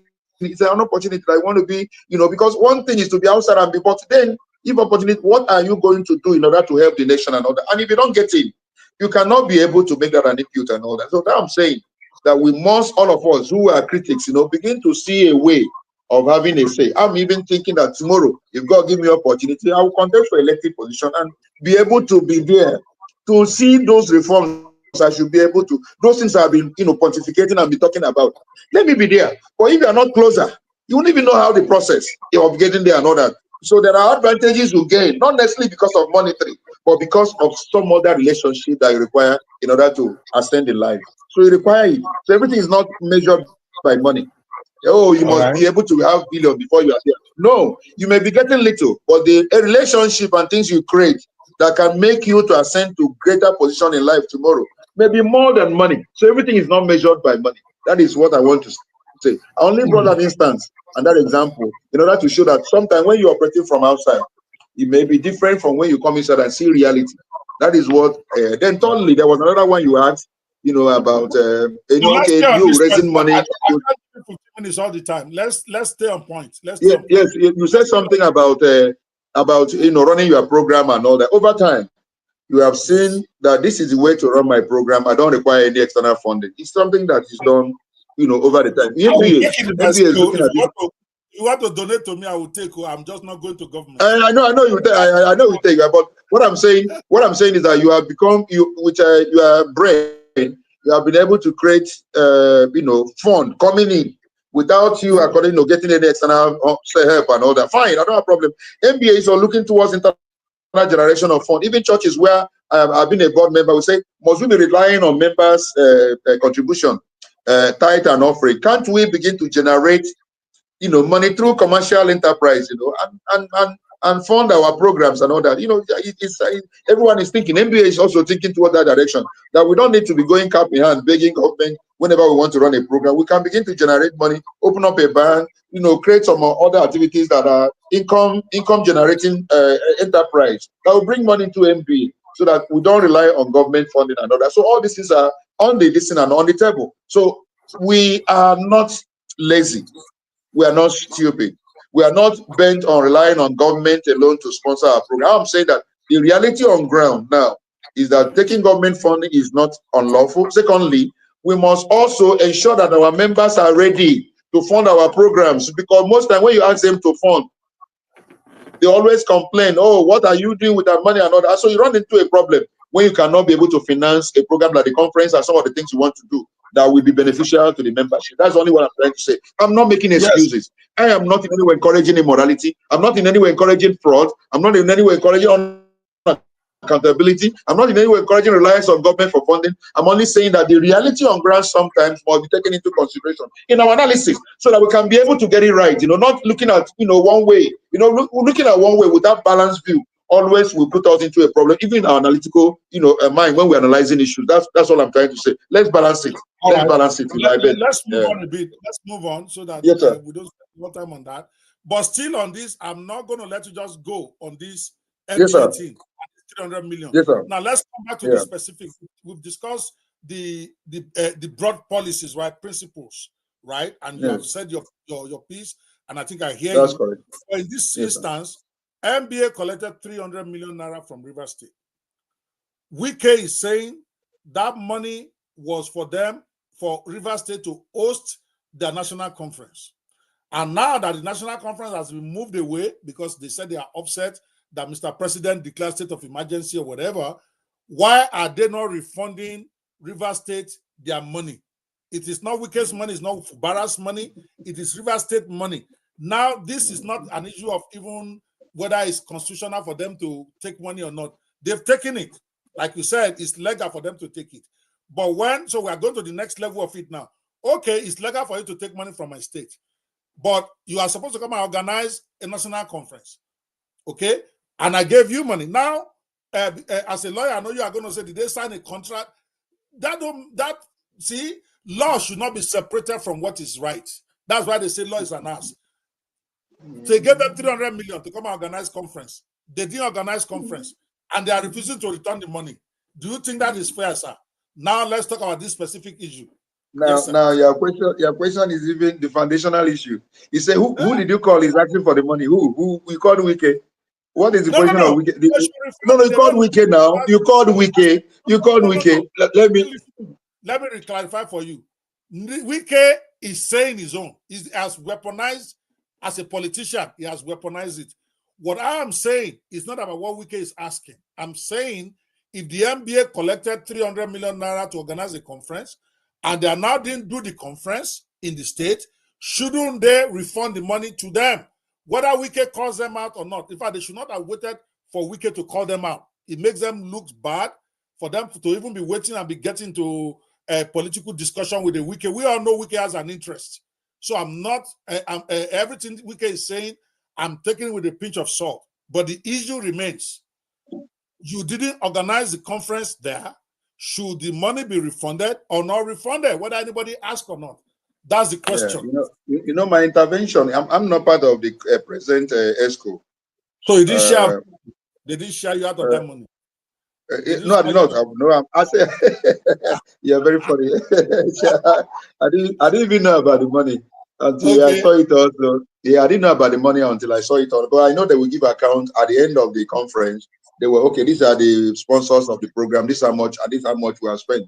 But let me say this, my intervention in that was when NBA was being painted in very bad light. And I said, look, whether they will refund the money or not is not an issue. There is nothing that is wrong that NBA have done because they were painting NBA in bad light. That's how I intervened. I said, no, don't paint them because there is no legal hindrance for them to take the funding.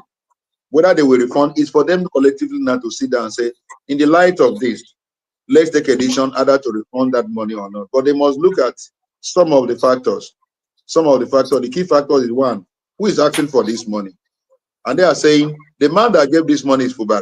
Fubara has not spoken. My write-up, a doctor, you will remember the first write-up I did was that the only person that also should help in this matter is Fubara. We need to hear from him. He's the one that gave the money. But that Wike that is already outside the government a long time ago that didn't give this money, that even gave NBA more money 2 times when he was the president, when he was the governor, sir. Wike made sure that NBA was properly funded, in carrying out. I remember that Alege was a president then, and then the second person that also under his administration that we went to Port Harcourt, who was that person again? I think it was was it this Mikao? I think there was somebody also that went to, and they were properly funded by Wike. Wike gave money, and he agreed that he did. According to him, there was a position for it. So Wike knows what he's talking about when he says when they collect. So Wike knows. Yes, Wike has been funding NBA, sir. Wike funded NBA. Yeah, he funded the conferences. But my problem now is not the one that gave this one. So he is not the one that gave this one. So why would Wike be the one now, really? Because the man who gave the money is silent. He said, I know the reason why I gave the money or not. And I said, he's going to break the ice. Let him speak.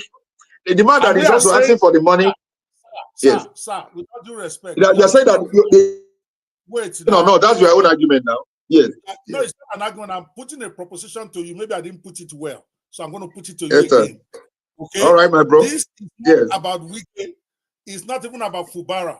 The question I ask is that if NBA collected 300 million naira to host a conference and they ended up not hosting the conference there, does anybody need to ask for the money before they refund it, whether it's Wike or Fubara? It's irrelevant. It's called integrity, sir, with all due respect. No, but you are saying there was no contract signed now to show that money was given because they want to host the conference in Rivers. No, there is no paper saying to that effect because government always fund. Let me finish, sir.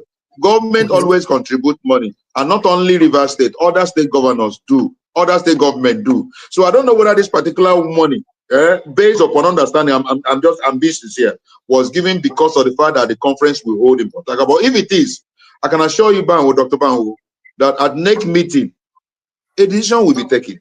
They will bring it up and all that, and a decision will be taken. And if the majority of members of the NBA say, look, return back the money for the sake of this, and I don't have any problem. My only intervention was, to prove a point that it wasn't wrong at all. There was nothing legally wrong that NBA did in accepting that. That was my intervention. But I also said that Fubara can break the ice by speaking the purpose for which this money, so that we can know where it is coming from. But when you now put up your this and say lie, they shouldn't have taken or not. That's why I say no, doctor, you have exceeded this. No, you are high moral, you are high moral pedestal. It's unrealistic. It's unrealistic. It's unimaginable. It is unconstitutional. It is illegal. It is illegitimate. And I said so, sir. And I maintain it, sir. You know the way why you are getting away with oppressing me on my show is because you are a son. I respect don't go there. Don't go there. Go ahead. Go ahead and attack me. I am ready. It's no hold back. Go ahead. I'm here. I'm prepared. Doctor, okay. there is nothing nobody cannot face. Go ahead. Go ahead. Right. Bring me on. Bring it on. Bring it on, sir. Okay. Well, so what I'm now saying, sir, again, that yes, sir. This is the only one we are trying to spin, and I don't allow spin yes. on my. Yes, sir. It will be okay. What you are saying that we're this second leg that we are arguing, that okay, if the money was just a donation, if it was a donation, then they don't have a obligation to refund it. That is your position here. But I'm saying, unless you are saying Nigerians are idiots and stupid, or if you can sit down here and tell me, and you have been in the system, you have gone and you know how these things are funded.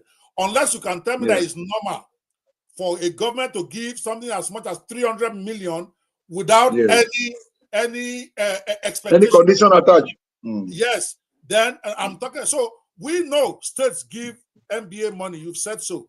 Unless you can tell me now that Lagos State gave them 500 million and Ogun State gave them 200 million. That's the only time I might say, okay, maybe it is not for the express purpose of hosting an event. You and I know, every Nigerian from Lekki to Fadeyi, they know that when you are collecting 300 million, there is something attached that has gone beyond regular donation. And it so to believe what Wike is saying, even though like we agreed, Wike has an axe to grind, so he can exaggerate anything.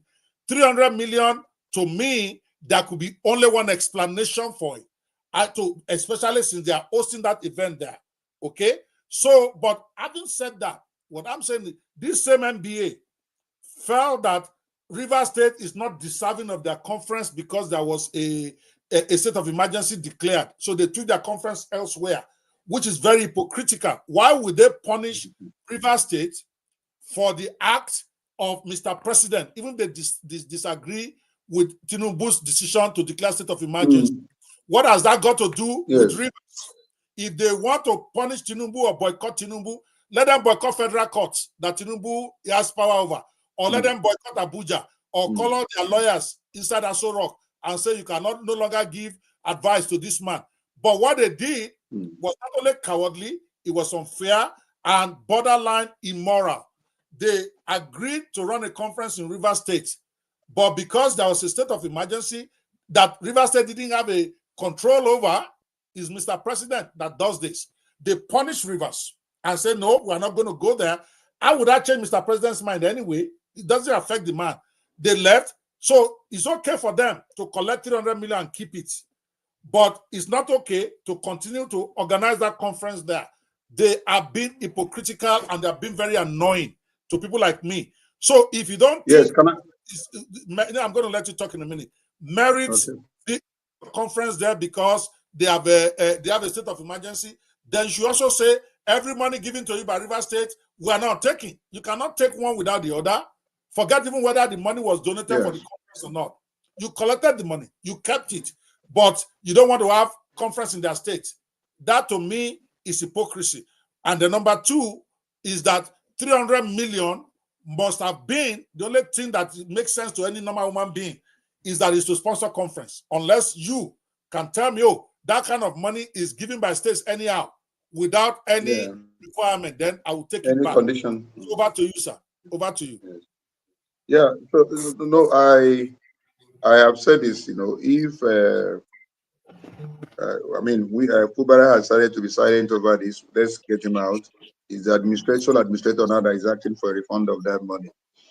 And as I speak to you, I don't think NEC has met, because MBA always, the executive always act based upon the mandate given to them and upon the instruction that is given by lawyers.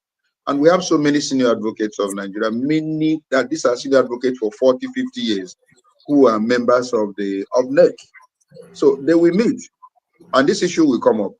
And this issue, whether we should refund the money or not, that will come up. And by wisdom, by lawyers speaking their minds, a decision will be taken. Let me assuage you. Let me just cool your mind. The decisions are taken collectively. It is not about the MBA chair, president. It's not about the secretary. Whenever things like this happen that involve matters of this that require a very calculated plan in order to respond. They always ask for input, you know, and members will contribute. And wherever the majority say this is where we are headed, and they will always comply with it. Even for the decision to change from Port Harcourt to elsewhere was taken by NEC. NEC looked at it. Is it conducive for us to hold this particular conference in an environment where the man that is in charge has been criticized that that particular government is clearly unlawful? Will he be compliant in providing security for thousands of lawyers that will be in that conference? Are we going to have a conference in which the person who is the chief executive will not even come to declare this in open and all? These are considerations. And lawyers came up with the decision and said, look, the best thing to do is let's hold it elsewhere. It was collectively taken as a decision. If this issue of being asking us to return the money also will be taken, I also think that lawyers will sit down, sir. There are so many important, you know, and respected gentlemen of the bar that will take a decision and say the best thing in light of this, and they vote on it. And the majority will always have their way. Why the minority will have their say, sir? That is how things have been done. Remember when we were about to hold a conference of Spidel in Sokoto? I was the one that was the chairman then. All of a sudden, a particular young lady was murdered. And then some of the activists went on air and was now saying, counsel, you know, we're not going to go and all that. I said, hold on. We don't do things on social media. We don't take decision on social media. The executive will sit down, look at the logic, look at this, and then take a decision. They start calling me names. I don't want to call the names of those. Oh, why would you say so? They wanted me to also announce, so we are canceling going to Sokoto. I said, I can't take that decision alone. I have to consult it, and then we now call an emergency ESCO, in which the president of the bar also must be involved.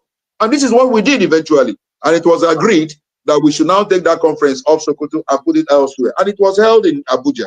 So what I'm trying to say, sir, over this matter, Nigerians should sleep. We shouldn't have any problem, because it will be taken as a decision at NEC. And if NEC says keep the money, they will keep it.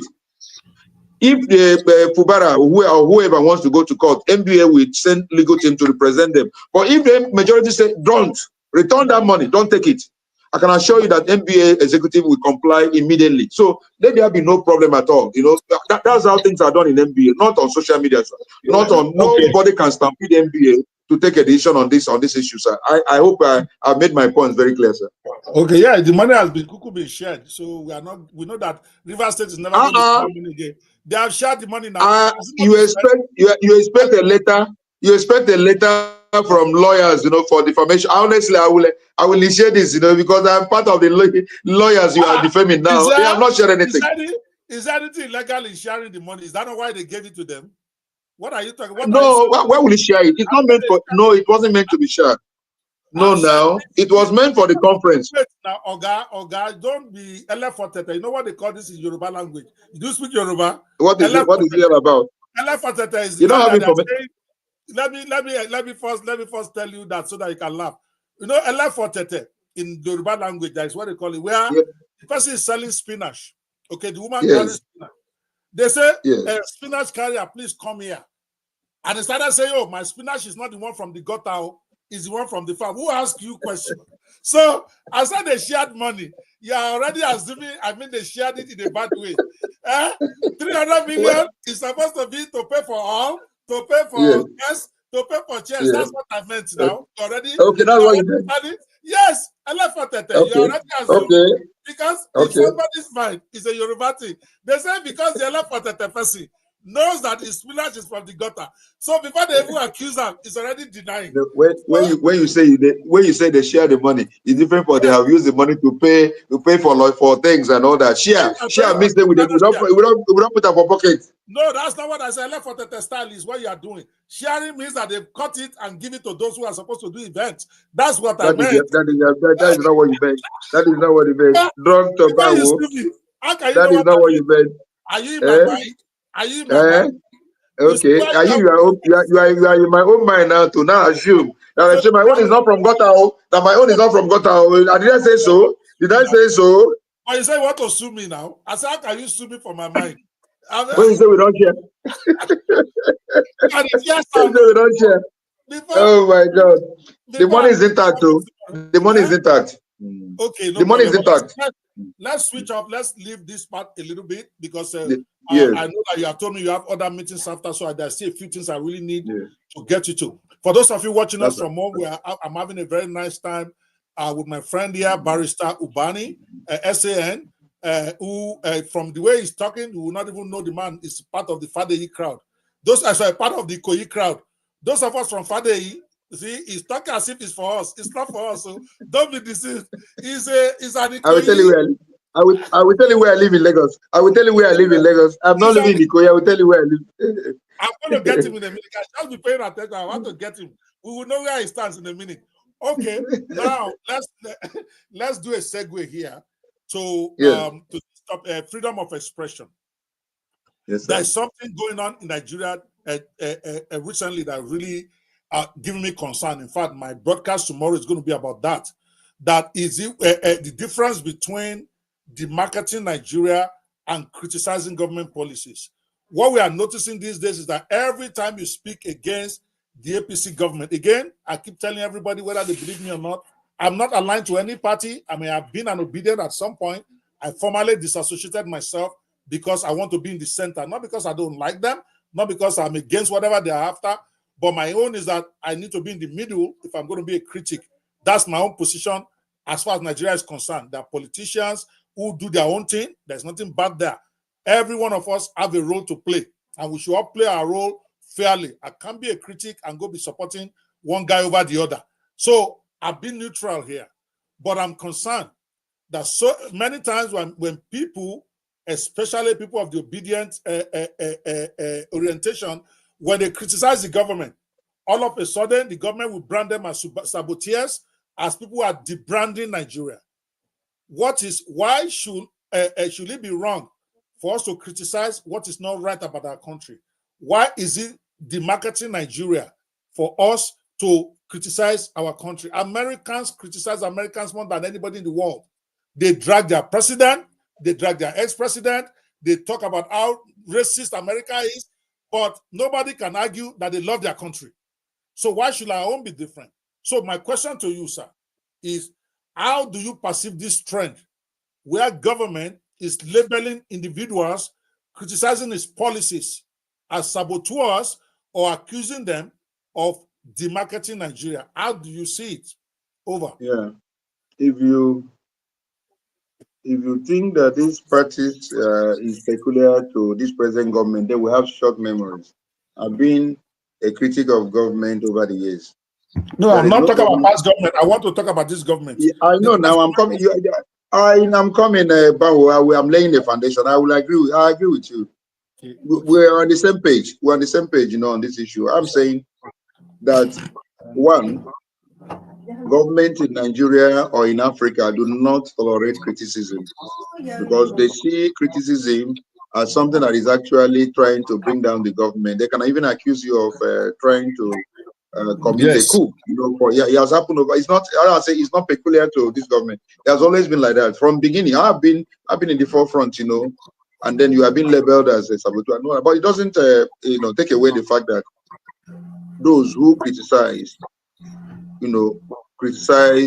Nigeria because they love Nigeria and they want a situation where we have a better country.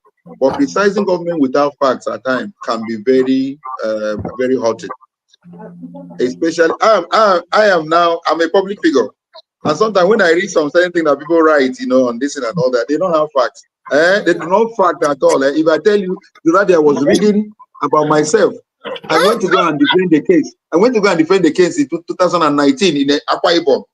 Somebody now said that Ubani was brought in because he knows all the judges and he has been given billions to go and. I was, as you see me, in fact, the person I said, I'm telling you, doctor, and the person was writing it as and was giving facts, of that does not relate to what he was saying, but mixing all of them and saying, oh, that's how certain times again we criticize and run down people in government without having the knowledge of.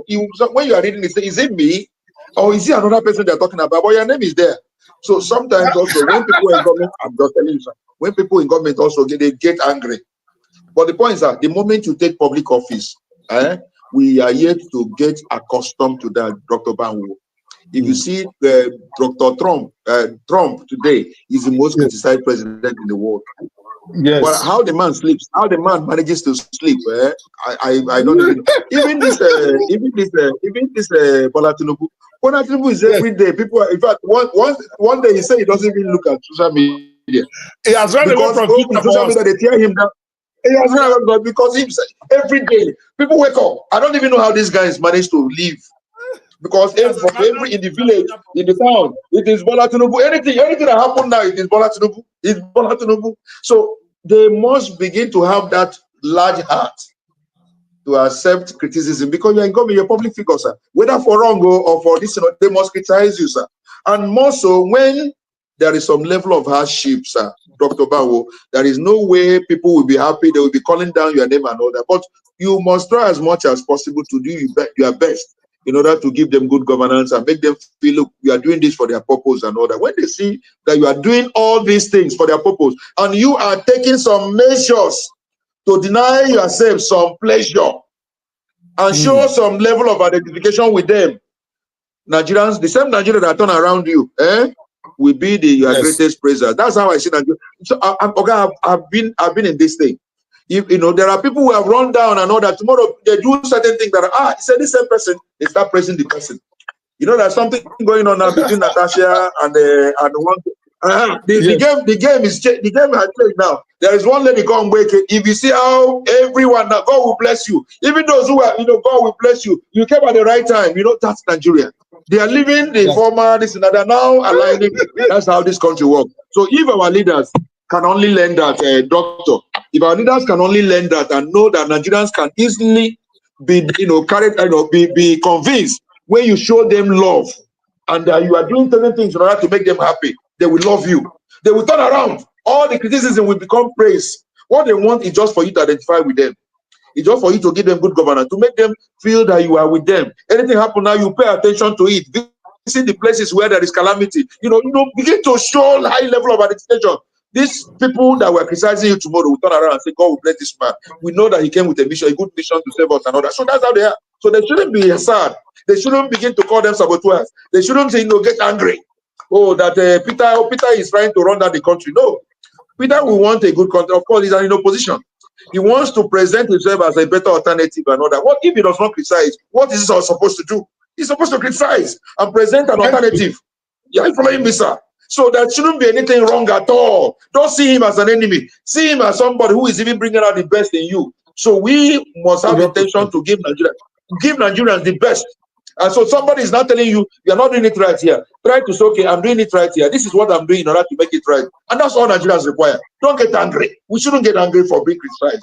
As a leader, you must have that natural disinformation. If you don't have it, then forget being in. Don't be in the kitchen. Don't go to the kitchen. Don't go to the kitchen. I agree. That's why I don't go kitchen. That's why I did here. That's why I don't go kitchen. That's why I know that yes, sir. I'm telling you, they will box you. Nigerians are ready to box you. They want to bring out the best in you. That's it, sir. That's it.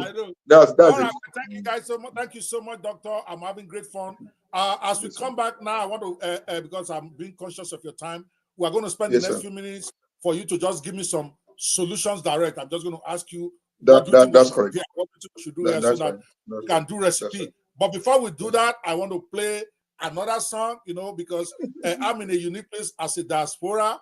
I don't buy into a lot of the diasporans who just want to condemn stuff they don't like about Nigeria. We should talk about stuff we don't like, but we should also recognize that Nigeria is a beautiful place, that Nigeria belongs to all of us, and all of us have a responsibility to contribute to it because Nigeria is such a beautiful country. So I also wrote another song just to remind myself how beautiful Nigeria is. Every time that I'm getting upset, I have to keep reminding myself, this is one of the best countries in the world that God has created. Right. You can't give up. You have to keep fighting for it. I call that song Muguland the Beautiful. All right, I'm going to play that after the song. As a timeout, we're going to come back and we're going to start wrapping up this great show today. This is one of our best shows. It's good having a man that has mouth like me. So you can see that the man did not let me do my thing. Today, I meet somebody very senior me. All right, let's go to Muguland the Beautiful. Enjoy, people.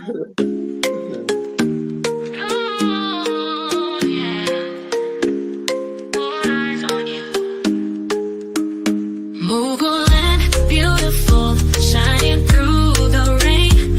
From the mountains to the seas, we rise again. With our land so green and our hearts so true.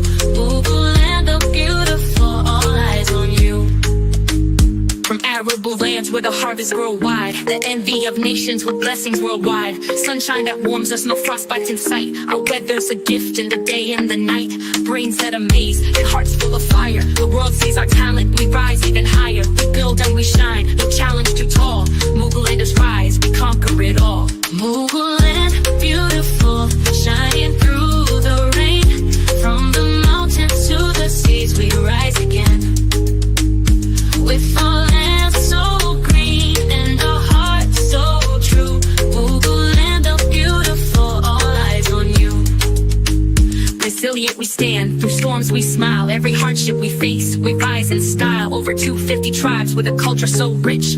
Born from the past where traditions stitch the riches below. From oil to gold, natural wonders that never grow old. From diamonds to gas, we've been truly blessed. The world looks to Muguland for the best. Muguland, beautiful, shining through the rain. From the mountains to the seas, we rise again.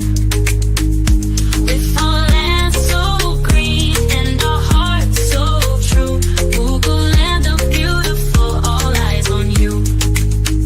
Our food tells a story, from jollof to stew. Pepper soup that warms and fufu too. A taste of our land in every bite. The world craves our flavors both day and night. We laugh through the pain, our spirits don't break. With joy in our hearts and love that we make.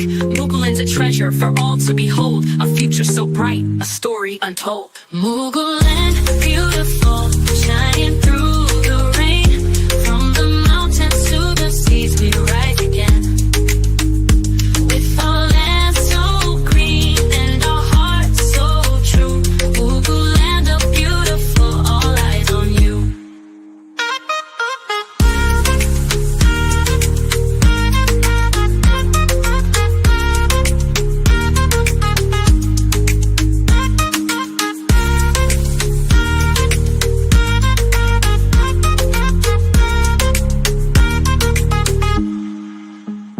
Muguland, the beautiful, shining through the rain. From the mountains to the seas, we rise again. With our land so green and our hearts so true. Muguland, the beautiful, all eyes on you.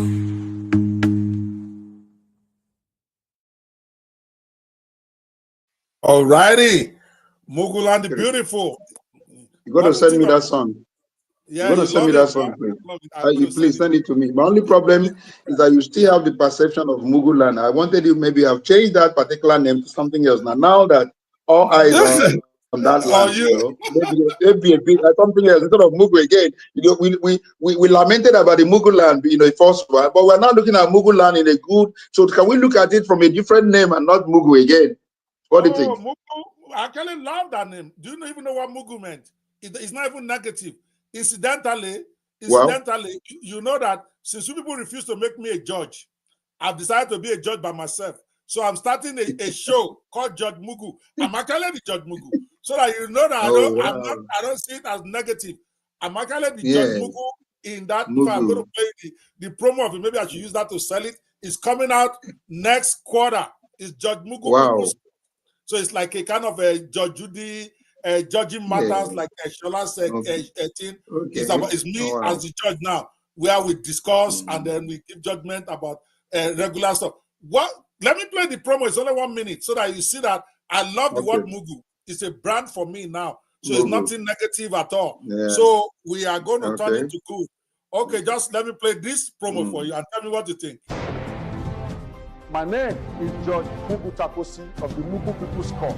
In my court, there are no adjournments, there are no postponements, there are no technicalities. swift justice, fair justice, and justice delivered and wrapped in people's common sense. In a land where common sense is on life support and drama walks free in the marketplace, one courtroom dares to say no Mugu wins here. He's not denied.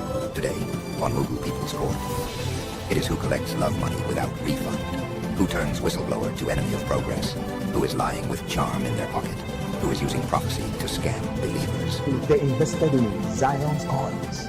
He came to me like a wolf in sheep clothing. Deceived my church members. In this courtroom, tradition bows to truth, and sentiment kneels before sense. Mugu People's Court, where everyday disputes meet unforgettable drama, satire, and street-smart justice. No legal jargon, no fancy robes, just raw cases and real consequences. Where's my power, sir? He's not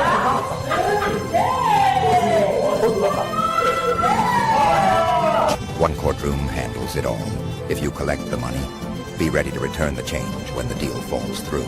Mugu People's Court, real drama, real madness, real lessons. New episodes drop every week on YouTube and Nollyflix 360 TV. Subscribe now. Watch the madness. And remember, in this courtroom, Judge Mugu is the only wise Mugu. All other Mugus will always lose. Now you see what he's saying. That is interesting. I would like to be a lawyer, one of the lawyers in your Mugu court. So, definitely, you are going to. It's an interesting one. But I hear you. Wow, that's good. That's very good. Yes, I'm taking my advocacy. I love it. I'm enjoying it. We already finished the first season. Yeah. We're going to debut it sometime next month. All right. So let's go as we go into solutions mostly now. I'm not going to even try to engage so much and distract you from the solution because you are here. Somebody who's been there, done that. Not only have you served at the official levels of the bar, you have practiced at the bar, you have reached the highest level of the bar, at least for practicing lawyers, which is S.A.N. You are also now even involved in government as a special advisor. I didn't even know that. My ChatGPT did not bring that one out when I researched you. So you have seen it all. So I'm going to throw some stuff at you, and then you're going to tell me this is what you think can be way to resolve it. The first one, passive lack of merit-based appointments. There are concerns about nepotism and lack of transparency in judicial appointments. How can this be reformed to prioritize merit? If you were put in charge of the NJC or anybody that can improve the perception of lack of merit in our judicial appointments, what are the things you will do or you will recommend? 1, 2, 3, go. Yes, I think there's an ongoing conversation, and that conversation is about advertising the position of a judge in Nigeria, where there will be input from members of the public. We want a situation where who wants to be a judge must have the credentials in terms of knowledge of law. Character is very important. Integrity is very important. And the person must be cut out for being a judge. Look at you. You wanted to be I'm sure you must have applied to be a judge in Nigeria, and you are not given that opportunity. So no, nobody will make me judge. I don't. This one now, when you have become a judge now in America, in the Mugu's court, in the Mugu's court, you may have been cut out. On a serious note, you may have been cut out to be a judge. In the real sense of that word, and it must have been a natural calling, your natural likeness and all, and you would have probably excelled. But that opportunity wasn't there because you have to be recommended by who knows who and all that in Nigeria. So all that now they want to probably keep aside. And one of the best ways is to really give opportunity to those who are cut out to be a judge. There are those who by nature, by their training, by their natural disposition, they want to be a judge. And they will make the best use of it. Look at the Okutas of this world. Look at the Aniagalus, look at the Idigbes. Look at all of them, that they were the best. They were the best. These are people, from beginning they set out to be a judge and they ended up being the best in the country. But over time, we have really whittled down the qualification and the criteria, and that has affected the quality of judges in Nigeria. So having the best is very key, so that we can have men and women who understand what their natural calling is, and they have come in to really deliver justice. I mean justice.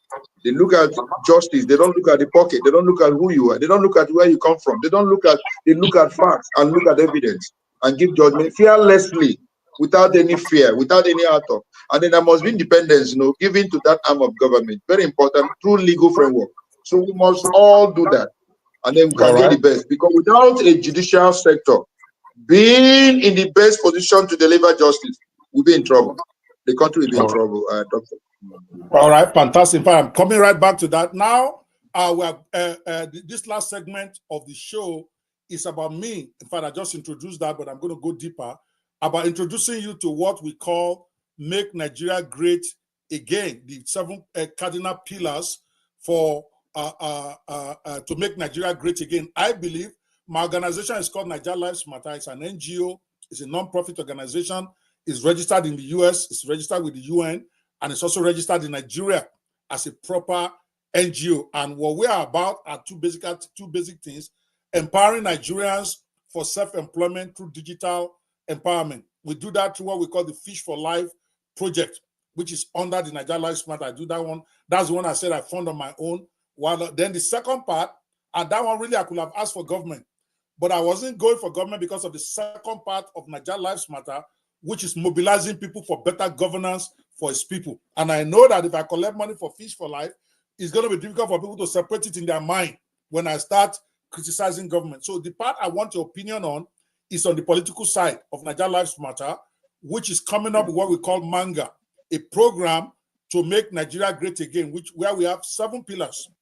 And we're going to be bringing out the manifesto very soon, that anybody wants to contest in 2027, okay, our own mandate will be to make sure they resonate with that agenda, so that when they get there, either as governor or senator or president, at least we can then push them to try to implement some of the programs that we believe can make Nigeria great again. We're not political. We're not going for office. So I'm going to ask your opinion.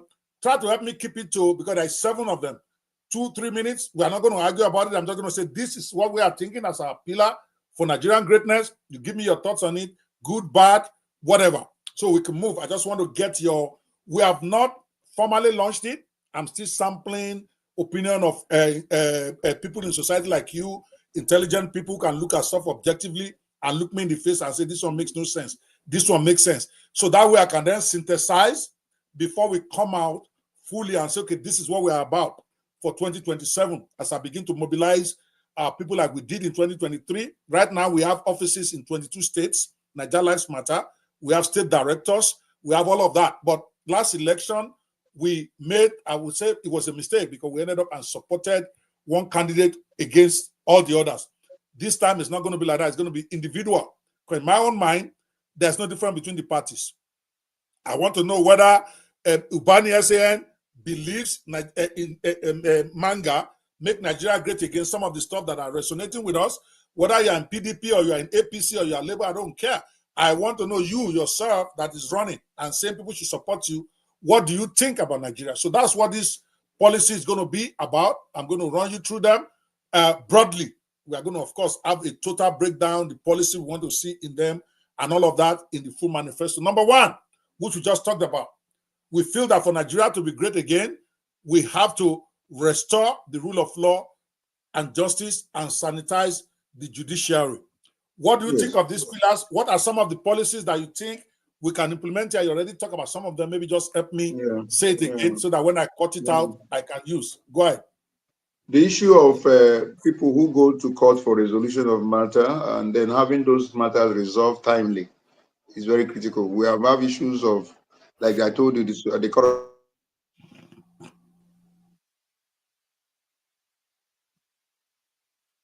Sorry, people at home is frozen. I don't know if I'm the one frozen on him, but one of us is frozen right now. But it's going to be back. We are almost rounding up, guys. Right now, we are just talking about the MANGA pillars for greatness, for Make Nigeria Great Again agenda of Nigeria Lives Matter. And I'm just getting the opinion of my guest tonight on those 7 pillars. And what does he think of them? And what are some of the policies he thinks we should pursue in this area? It's going to be back. It's just frozen right now because of the way some of the challenges we have in Nigeria with internet. Even me, when I come to Nigeria, it's always a challenge for me. Hopefully, our telecoms people can really resolve that. It's dropped out of the studio, but we'll talk about that. So our number one priority with the manga Make Nigeria Great Again agenda is that we need to restore the rule of law and justice and sanitize the judiciary. Without a judiciary, we're going nowhere. That is the number one pillar, in my personal opinion. That's the one that will make the executive stand firm, that will make the legislature stand firm, because they are the last line of defense, not just for the common man, but for the uncommon man too. Without a good judiciary, executive can go haywire.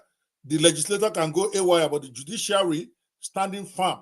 For us, that's why we made it the number one pillar of our coming campaign. I think my guest is coming back in. I just want to okay, he's back. He was dealing with the challenge that all of us deal with.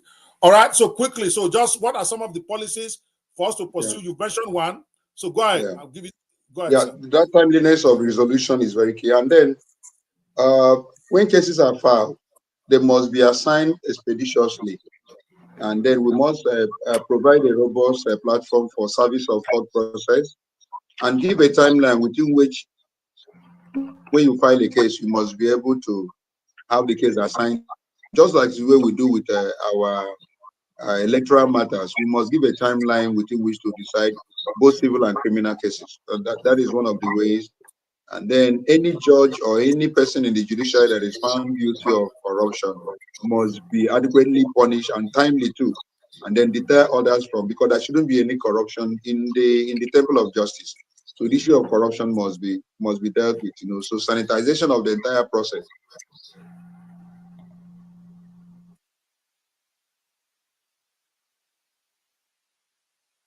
Okay, I think it's frozen. It's just wrapping up on pillar number one. We'll give him a few more seconds to get back on stream here, because I was making notes, all those points that he's making here, so that we can factor that. So the legal framework to guarantee independence. Sorry. Oh yeah, go ahead. Yeah, sorry, you're fine. Yeah, so that's with regard. So let's go to another, this and another. But the most important thing is all the things I've mentioned. You have mentioned. Okay, pillar number two.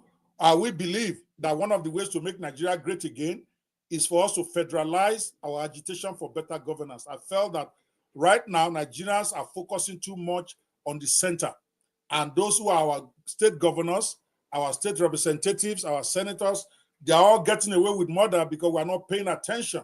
Yet they are the ones that are supposed to bring democracy closer to our to us. So in this second pillar, what we are looking at is to shift the pressure to the state and local governments. And now, because I'm from Ogun State, I've already started with my governor, Governor Dapo Abiodun. I've told him I'm going to keep dragging him until he does the right thing. If everybody is dragging their state, we also felt that we want to demand transparency and service delivery from our local leaders. And then, of course, mobilizing communities to hold their non-performing local leaders responsible. That is our pillar number two. What are your thoughts there? What are other things that you think we can pursue there? Go ahead, sir. Yeah, the centralization of our public, our federal structure is very key. There are so many issues we lump together at the exclusive list.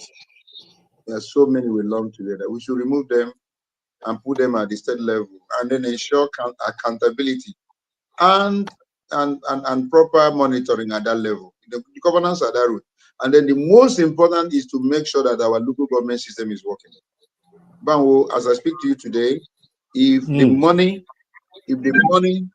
that is given to the local government is given to them to run governance at that level, this issue of insecurity we are talking about will be a thing of the past. The basic infrastructure that should be provided at the grassroots level is not being. These governors are tampering with the money of the local government. All the governors. They have been doing it for years, since 1999. And that's why there is no governance in Nigeria. So because there's nobody here in Nigeria that is not from a local government. But go to your local government at the end of the month and see whether there's any life there. There's no life at the local government level. Meanwhile, every month, billions, are being given to that arm, to that level of government, but nothing to account for it. So we must begin to insist that local government money must get to local government, chairman, and executive for them to run administration at that level. There is no governance going on. The moment we get it right, with allowing local government to function, allowing the state to function, and decentralizing some of the things at the national level to the state and local government, Nigeria will be a perfect country. You go to London, you see all these bureau. They are the one building all the I went to London. I couldn't identify where I used to 5 years ago. They have built high rise. I said, they say it's the bureau. Yes. It's not a state or the federal. That is the bureau that they're like 100%, and that's what Nigerians don't get. That's why I'm going to be very hard on the governor for your state. Yes. Just oh, sorry, you're freezing. You're freezing. Oh shoot. NEPA, help us.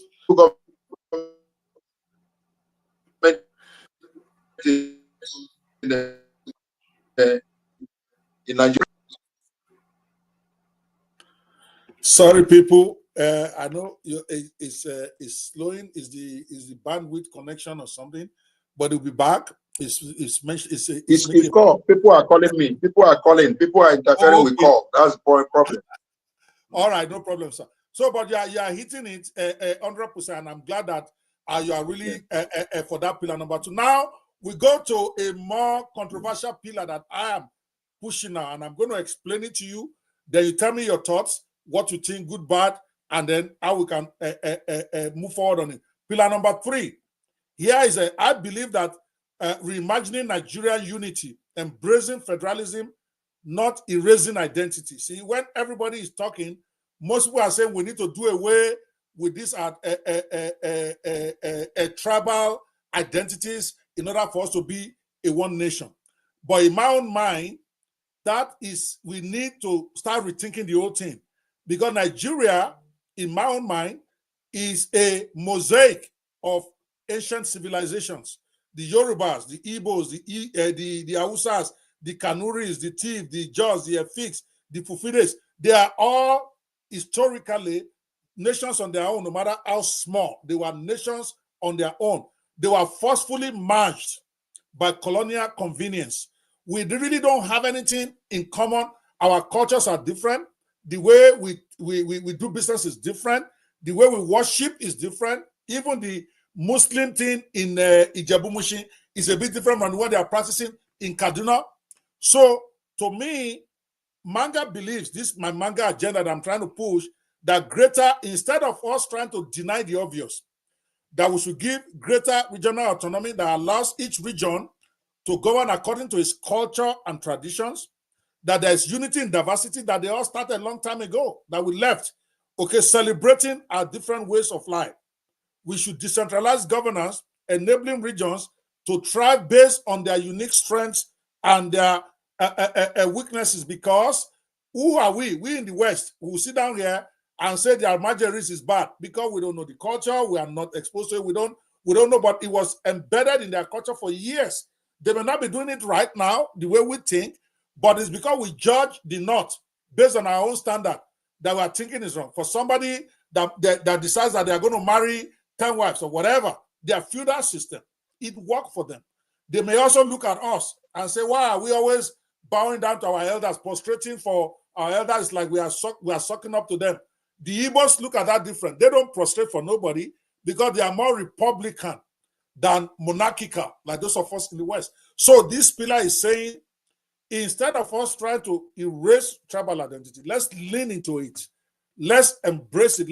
Because the average Nigerian, unless they're not running for election and want to be denying themselves, they tell themselves, I am Igbo first before I'm Nigerian, or I'm Yoruba first before I'm Nigerian, or I'm Hausa first. That's how we think.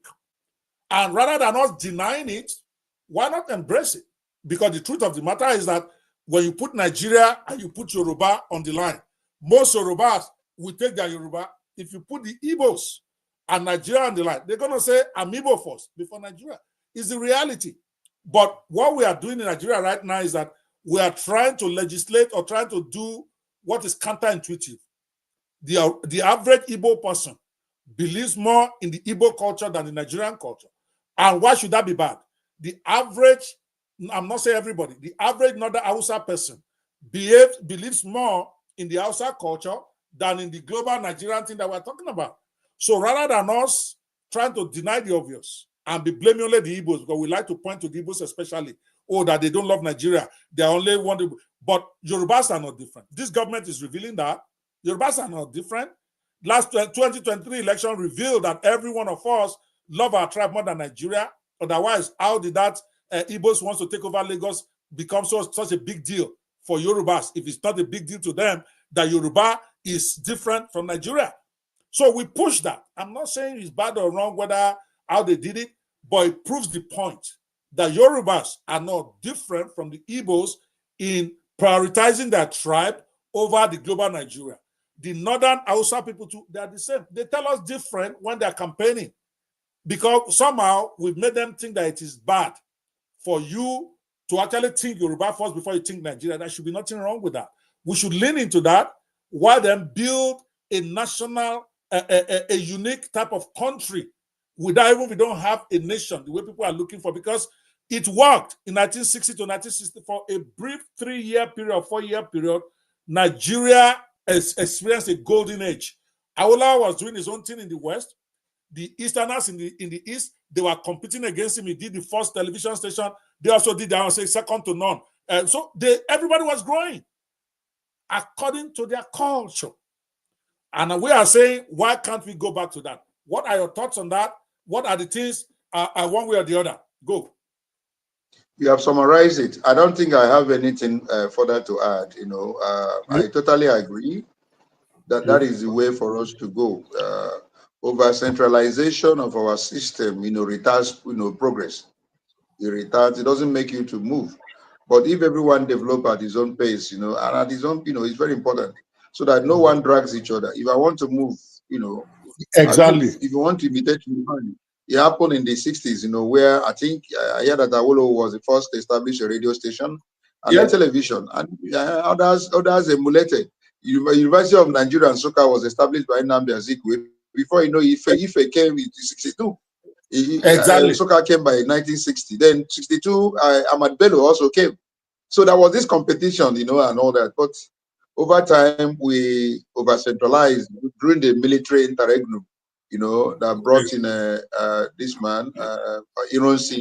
And then there was a law that now made everything to be over-centralized, and it has actually retarded our growth. We have not been able to make any movement, since that time. So decentralizing the system and allowing every region to grow at its own pace, recognizing their cultural identity and their, their individualistic this and another, this is encouraged.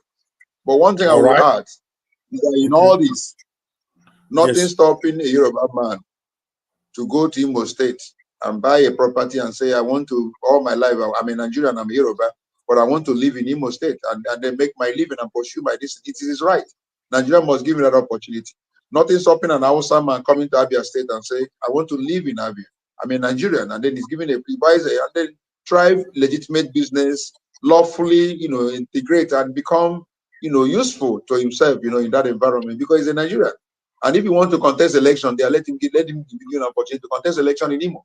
And if Imo people say this man is, because we have seen him, we know he's antecedent, he can be our local government chairman, they will elect him. Or if they want to put him as a commissioner, there is a Nigerian and he contributes his own quota. It is done everywhere in the world. Nigerians go and win election in Canada. Nigerians go and win election in America. Nigerians go and win election in the UK. But here, you cannot. Somebody now say, no, this you can't. You people go back to your state and all that. It shouldn't be that way. All right, I agree. Number 4, let's move on so that I can let you UK, and they don't consider you to be a foreigner and all that. Then there is nothing wrong in you. Yeah, there's nothing wrong in you winning election in Osun nothing wrong in winning election in Imo State, you know, as an indigenous of that place. All right, thank you so much. Let's go to manga pillar number 4.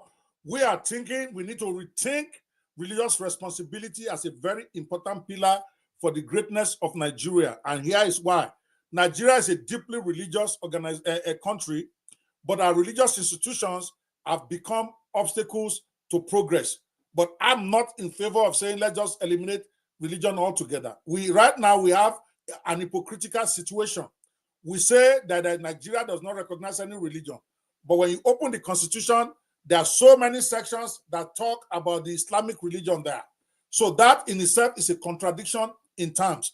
So, but if rather than us doing away with religion entirely, here's the position of manga that we are thinking. Again, we are sourcing out opinions of guys like you before we lock it down. Is that religious leaders? We want to advocate for religious leaders to act as moral guardians, speaking truth to power, accountability for religious institutions that that are sometimes being used to side with oppression. Okay, clarity in the intersection between religious and civic life. We don't have that clarity enough here. Right now is why we're having this mess. So that religion should rise again. Nigerians are religious people at heart. Nobody can tell me otherwise. Whether it is Muslim, whether it's Christian, whether it's traditional religion or whatever, we are very traditional people. And for Nigeria to grow again, we shouldn't do away with tradition. We should make it and rethink it for it to become a vehicle of progress rather than what it has become as an obstacle to progress. What are your thoughts on that pillar number 4? Good, bad, you don't care. Yeah, I agree with you. Again, this is a view that I share. I agree with you. I don't even need to add anything more. We should avoid this issue of creating level of doubt of what we believe in. We have 3 main religions in Nigeria. We have Christianity, we have Islam, and we have the traditional believers and all that. There's nothing wrong if you write it down in the constitution that these 3 religions are recognized, right? And then the religious leaders must be very moral indeed. It must be the moral pillars for us as a nation. The contradictions that exist in their life and behaviors, should actually be outlawed. They should act as moral compass, for us. And then nothing stopping them from saying, "Oh, this governor, you're not doing well. You're not helping the people and all that." Just like what happened with the Bible, where the old prophets, criticize leaders of the day, and tell them they are and all that. So fine, they must act as moral compass for us as a nation. I don't see anything wrong with it, but we must recognize that the fact that we are very religious, deeply religious, and if we can put it down, that we have 3, mainly, I recognize it. There's nothing wrong, but we must not allow religion to hold us down. It should rather be a propeller for progress and development. All right. But there are many people who practice religion and they practice wrongly. Their preachings and all that. Wrong, contrary. We can't be closing factories and then we're opening up churches. Those 2 must go pari passu. I agree. They must go pari passu. I agree. They must go pari passu. You must, as we are progressing, as people are praying to Almighty God, they must also walk. Because a man who does not walk cannot feed. Right? So that is the point. That's the point. All right, I like that. Say Nigerians, we are closing factories, but we are opening up more churches. It shows that we are confused. Number four. This has to do with the youth. I feel that for Nigeria to rise again, and that's why we make it our pillar number 5, if not even the number 1, that harnessing the explosive potential of our youthful population. We want to envisage a situation where they are declaring education and vocational training as a national emergency, transforming the NYSC into a meaningful program that equips graduates with practical skills rather than just a stopgap for them to get 1 year employment before they go into the unemployment market. We are looking at, we are visioning a situation where they launch a national reorientation initiative to instill values of good citizenship in Nigeria. Our youth don't have that now, and you can't blame them because of what they are seeing. And then, of course, to develop digital infrastructure. Me, I'm a digital man. Everybody will say, if you have a hammer, every problem looks like a nail. I'm sold out into digital empowerment, and so I believe that we should develop digital infrastructure and training programs to position Nigeria as a global hub in the for digital jobs, because the way the world is going now, the next level, just like before, it was internet and IT, that the Indians were able to win that war like 30 years ago. The new word that is coming now is that those who are able to use technology, AI, to be able to create services and products for people, that is the next level of evolution globally. And Nigeria could win that war. Nobody owns that war right now. Not US, not India, not nobody. I'm talking about the freelancing with digital tools to provide goods and services globally. If they can start a digital infrastructure and training program to position our youths to then become what I call the drivers or the Uber drivers of the new technological age. In other words, we don't necessarily have to lead in creating the technology. It's already there. There's thousands of AI tools created every day. So our fight should not be, oh, let us go and be creating technological tools anymore. What our fight is, at least that's what I believe, is that let us train our people to know how to use those tools that are already out there to provide the best services to the world, so that we can begin to export workers all over the world, or they stay in Yaba and be able to service people in India, in US. So that's what this pillar number 5 is, harnessing the explosive potential of our youth. We have a youthful population, but we are not acting it.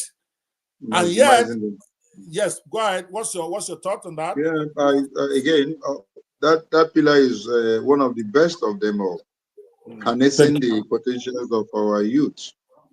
There is no nation that can advance and make progress without carrying the youth population along.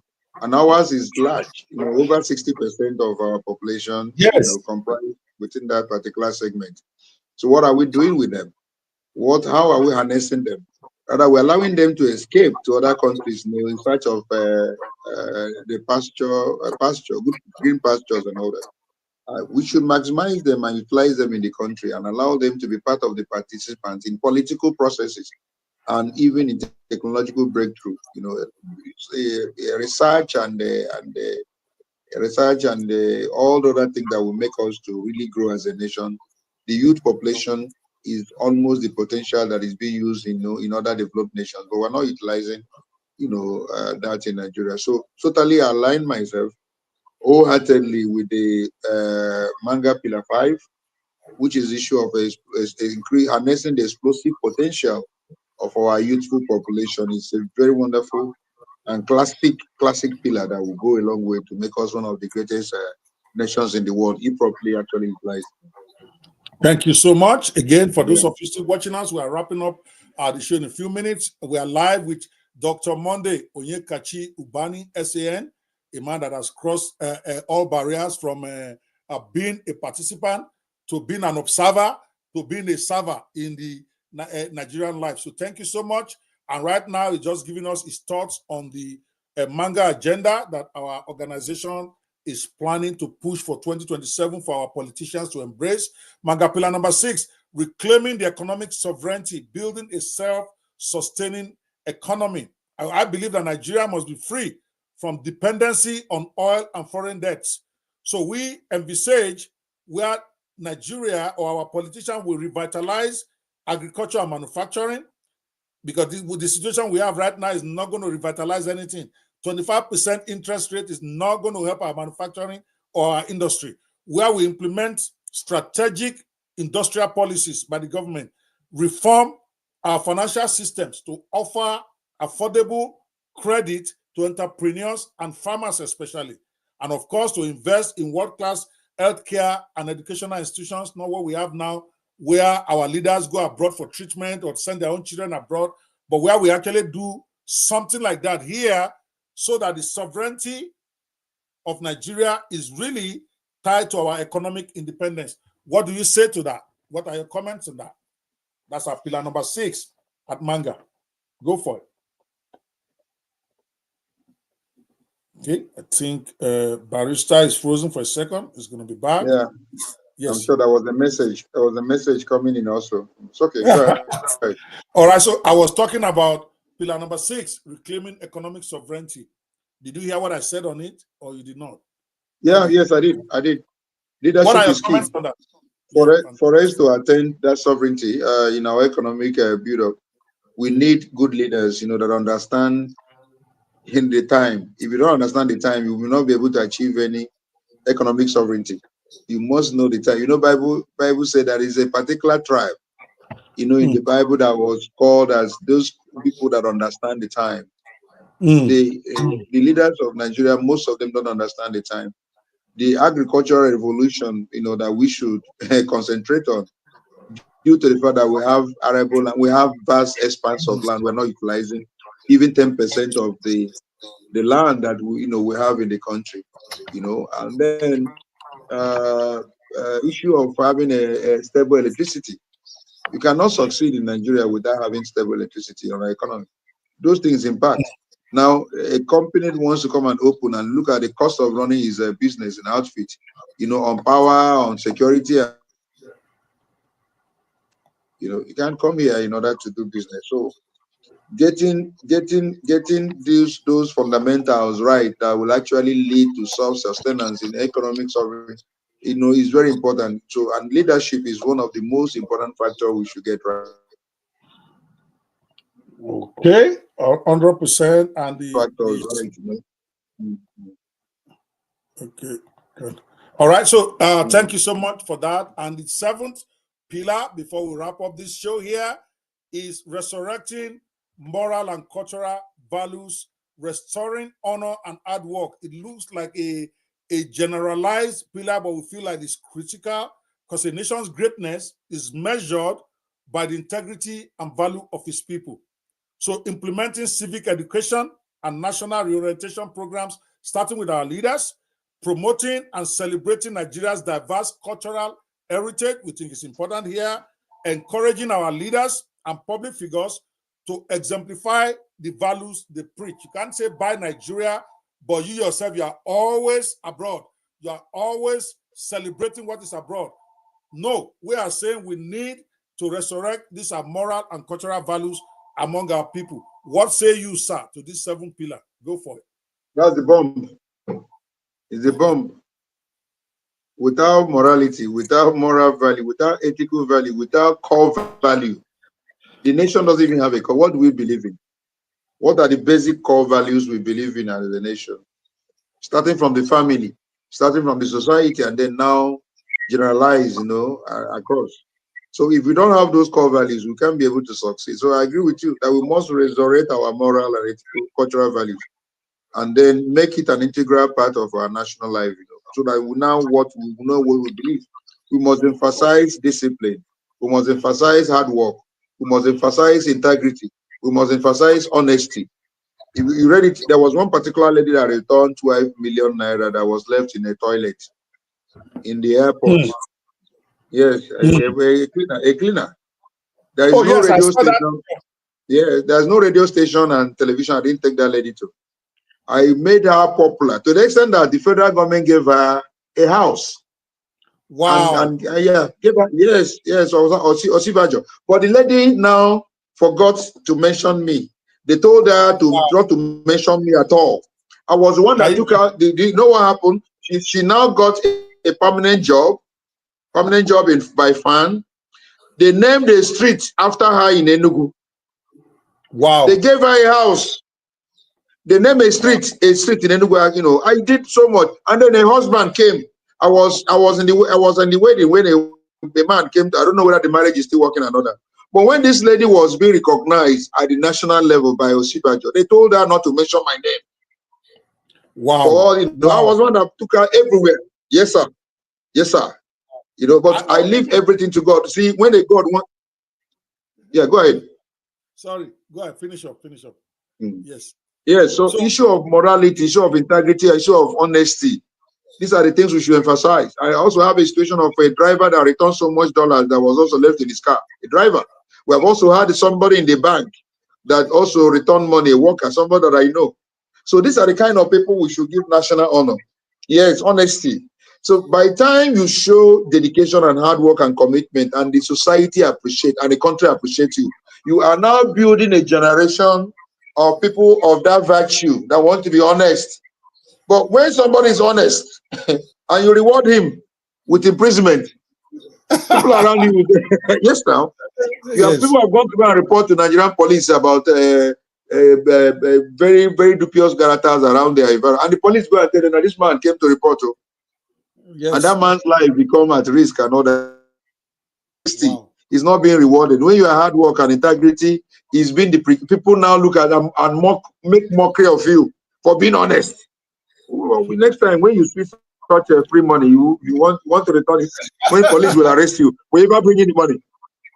I went to America, sir. I went to US. I forgot my $5,000 and my camera carelessly. I didn't know. I had it in my hand. I left it in a shop. Wow. When we got home to my hotel, me and my wife. Where's the money? Our money? Well, we took another taxi and started going from all the shops. We went to the first shop and they said we don't see any money. Okay, when I came to the right shop, the woman said they have been looking.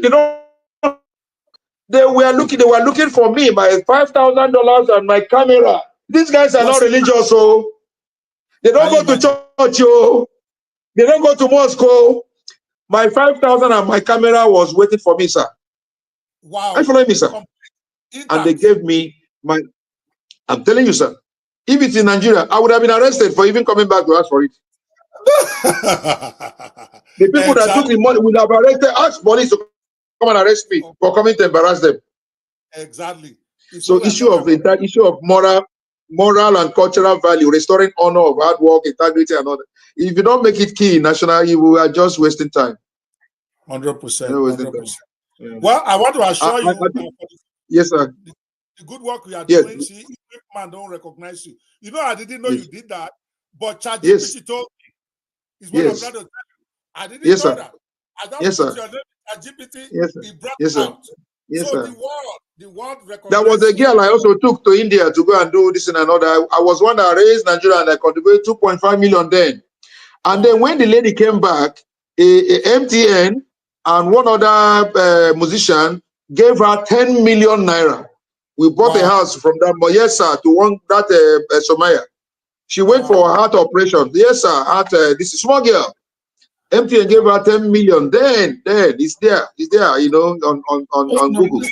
God will reward you, and the universe will reward you for the work you do. If more of us are like you, if more, and that is what Nigeria used to be, where the neighbors actually take care of the children.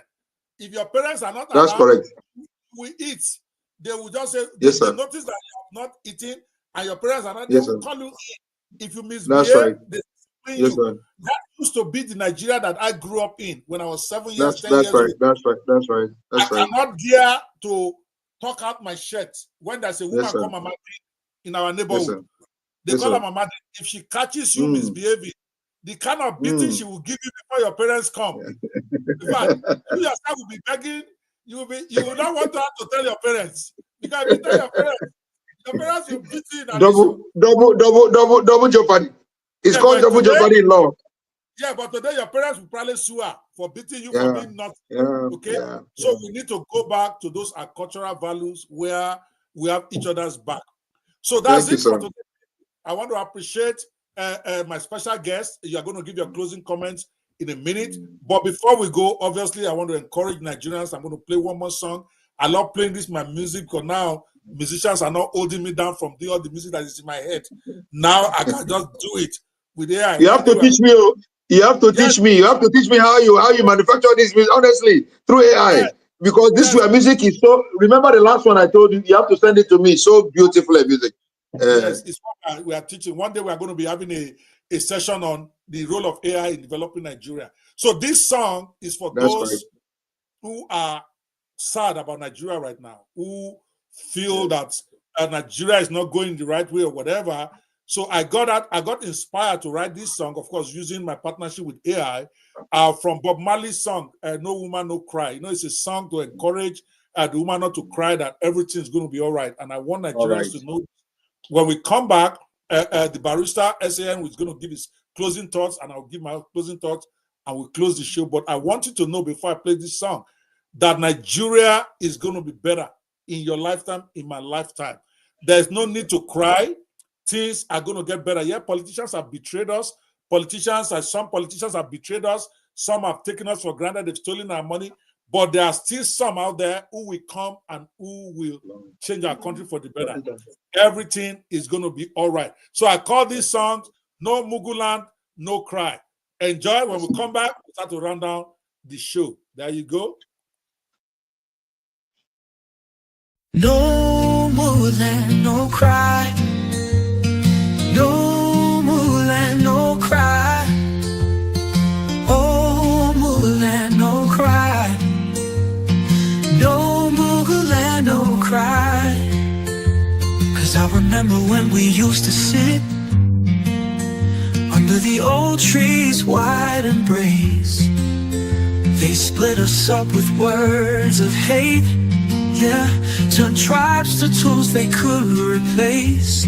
Oh, they stoked the fire, watched us burn, while children cried from hunger's pain. They sold our future for their gain, left us stranded in the rain. No Muguland, no cry. No Muguland, no cry. Oh, my people, don't shed no tears. No Muguland, no cry. I remember when they preached of peace, with silver tongues that spread their lies. Promised us fields where we could grow, yeah. But greed left empty bowls and sighs. Oh, their pockets full, their hearts so cold. They didn't care if we survived. They used our fears to take control, while their children only thrived. No Muguland, no cry. No Muguland, no cry. Oh, my people, don't shed no tears. No Muguland, no cry. Their ambition sees no vision, just the crown and hollow fame. They divide us with their blindness, but we won't play that game, yeah. And while we mourn, everything's gonna be alright. Everything's gonna be alright. Everything's gonna be alright now. Everything's gonna be alright. No Muguland, no cry. No Muguland, no cry. Oh, my people will stand so strong. No Muguland, no cry. Said, oh, Muguland, don't shed no tears. No Muguland, no cry. We've seen their greed, we've felt their chains. No Muguland, no cry. No Muguland, no Muguland, no Muguland, no cry. No Muguland, no cry. One more time, let's raise our voice so clear. No Muguland, no cry.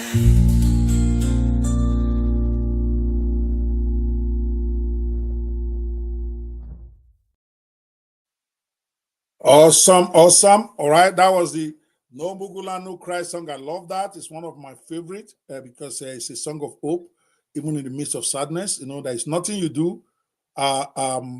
There's always somebody out there who's going to be down on their country. We will drag the government. I'm a big dragger, but we also celebrate them when they do great things. Because for me, Nigeria belongs to all of us. It doesn't belong to APC. It doesn't belong to PDP. It doesn't belong to Labour. And for some of us who have sold out on our country, we chose now to be non-aligned so that we are equal opportunity those guys. So that as it comes, we give it to them. So tonight, we have looked at the judiciary, and we've had Dr. Monday, OnyekaChi UBANI, S.A.N. with us to trash it out on all sides. We've discussed the issues honestly and sincerely to the best of our ability. It doesn't mean we are right. It doesn't mean we are wrong. But we're just being honest in what we think about all of this. If every one of us could approach Nigeria that way, where we can speak honestly from our heart, regardless of whether we support or against something, rather than us looking at the worst among ourselves. Maybe Nigeria will be better. Okay, you want to judge people by the content of what they are saying, not what you think of them personally. You want to judge your government by what they are doing rather than what they are saying. When they do good, celebrate them. When they do bad, drag them like a dog. That is how we can get Nigeria moving. So thank you all so much for watching tonight. As we bring this show to a close, of course, I'm going to get the closing comments from our distinguished guest tonight. Thank you so much, Dr. Ubani, S.A.N, for your graciousness in being here tonight. You don't have to be here. And for also spending all this time with us and sharing of your wisdom. I'm going to give you an opportunity to give your last comments to Nigeria. Whatever you want to say, this is not a question. Go for it. Yeah, thank you very much, Doctor. We don't have any other country other than this country. And I love Nigeria so much to the extent that when I see some of you guys from US, come back to Nigeria and say, we want to create an opportunity for you to relocate or go to Canada or America or UK. I laugh because I love Nigeria so much that I can, even in my old age, I will not in any way domicile in another country other than Nigeria. I will want to stay here. I love Nigeria. Everything about us is fantastic, apart from leadership, but we're going to get it right. And I believe with people like you, who even from the diaspora is contributing his own quota towards national development, we will one day, I don't know, either by design, strategic design or by divine intervention, stumble on good leaders, both at the federal and state level. And before you know it, we're happy today with what Dr. Alex Soti is doing in Abia State. I'm very happy that I was part and parcel of that process, where a private businessman, desires to be in government in order to contribute his quota, and with understanding of what governance is all about, he has actually assumed his responsibility and going about it with so much passion and high level of commitment. And we're seeing the result with even, it's not up to 2 years, and the results are astounding. So I want us to begin to pray for such leaders to begin to emerge from every strata, both at the local government level, state level, and ultimately at the federal level,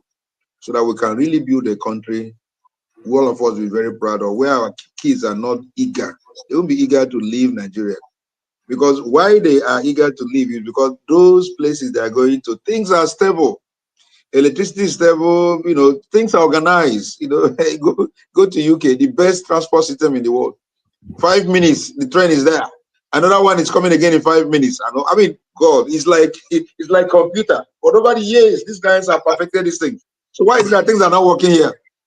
You go for any program in Nigeria, if you are not in the forefront to carry food, before you know it, the food is finished. But we go to IBA, International Bars Conference, the food will be so much that, as you want many times as you, but go to any conference in Nigeria. If you are not within that one state. Even the one we collected 300 million for, no food. Even the one we collected. Even after they collect the 300 million, sir, the food will not be, I'm just telling you, before you know, if you are not there on time, before they say no meat, before they say no beans, no. But all international conferences you attend, everything is, how is it that they plan? The plan is so well. They're human beings like us, they don't have 2 A's, just one bread. So I don't know. So we must get it right, in every sector. And every sector we are failing as a nation. So I don't think it's right. Every sector we are failing. We are failing. And that's why some of you run, Dr. Babu, you run, Dr. Babu, you run. And you are finding it very convenient to be there. I'm preaching all your morals, but I don't envy you, but it's good. It's good. But we're here. We are the ones seeing it too. We are seeing it too. The practical thing is there. The person that is suffering cannot preach the morals now. Who else will preach it now? Because in Nigeria, just as you just said, the Nigerian Bar Association cannot be thinking moral when they are looking for money to do their event. So they can't teach straight. That's the reality. That's the reality. So with all this, your morals, you are in the same environment. You are in the same society. You are in a place where things work. And so all the preachings is based upon the place where you are. The moment you are here, working here, okay? My own brother. Why can't we then make our own? So that's our objective. Why can't we then make Nigeria to be like where we are coming from? So we can begin to preach all the morals. I certainly agree with you. But I say that, as I said earlier, it's our country. We must all work towards making it very livable and very conducive for everyone. so that we can begin to preach all the we can preach and practice all the morals, All Which right, my guys. brother from there is preaching. Two things before I close the show. Two things before I close the show. Again, I want to remind you are watching OPE BANWO Unplugged and Unscripted, and I'm just going to play our intro video again so that you understand what we are all about here. Then I'm going to come back and then tell you about my new program, my Judge Mugu show that is debuting next month, where I'm now a judge preaching all this memorial in my court along with the court. But here is what OPE BANWO Unplugged is all about. Top 35, 128, beats on my enemy. Awesome. You are about to enter the OPE BANWO Unplugged and Unscripted No Spin Zone, where fear has no seat, where sacred cows are slaughtered, where we speak the truth to power, where we call out the goats and celebrate the lions. In this No Spin Zone, we expose your jealous and honor the Oshelus. No lies, no spins, no favors, no apologies. I am the equal opportunity Gbasgbos King, where we call out anyone, any party, and any organization without fear or favor. Just raw truth, brutal honesty, and fearless passion, all in the service of making Nigeria great again. Tipa tipa, brace yourself. You are now entering the no spin world of OPE BANWO Unplugged and Unscripted. You enter at your own risk. Let's go.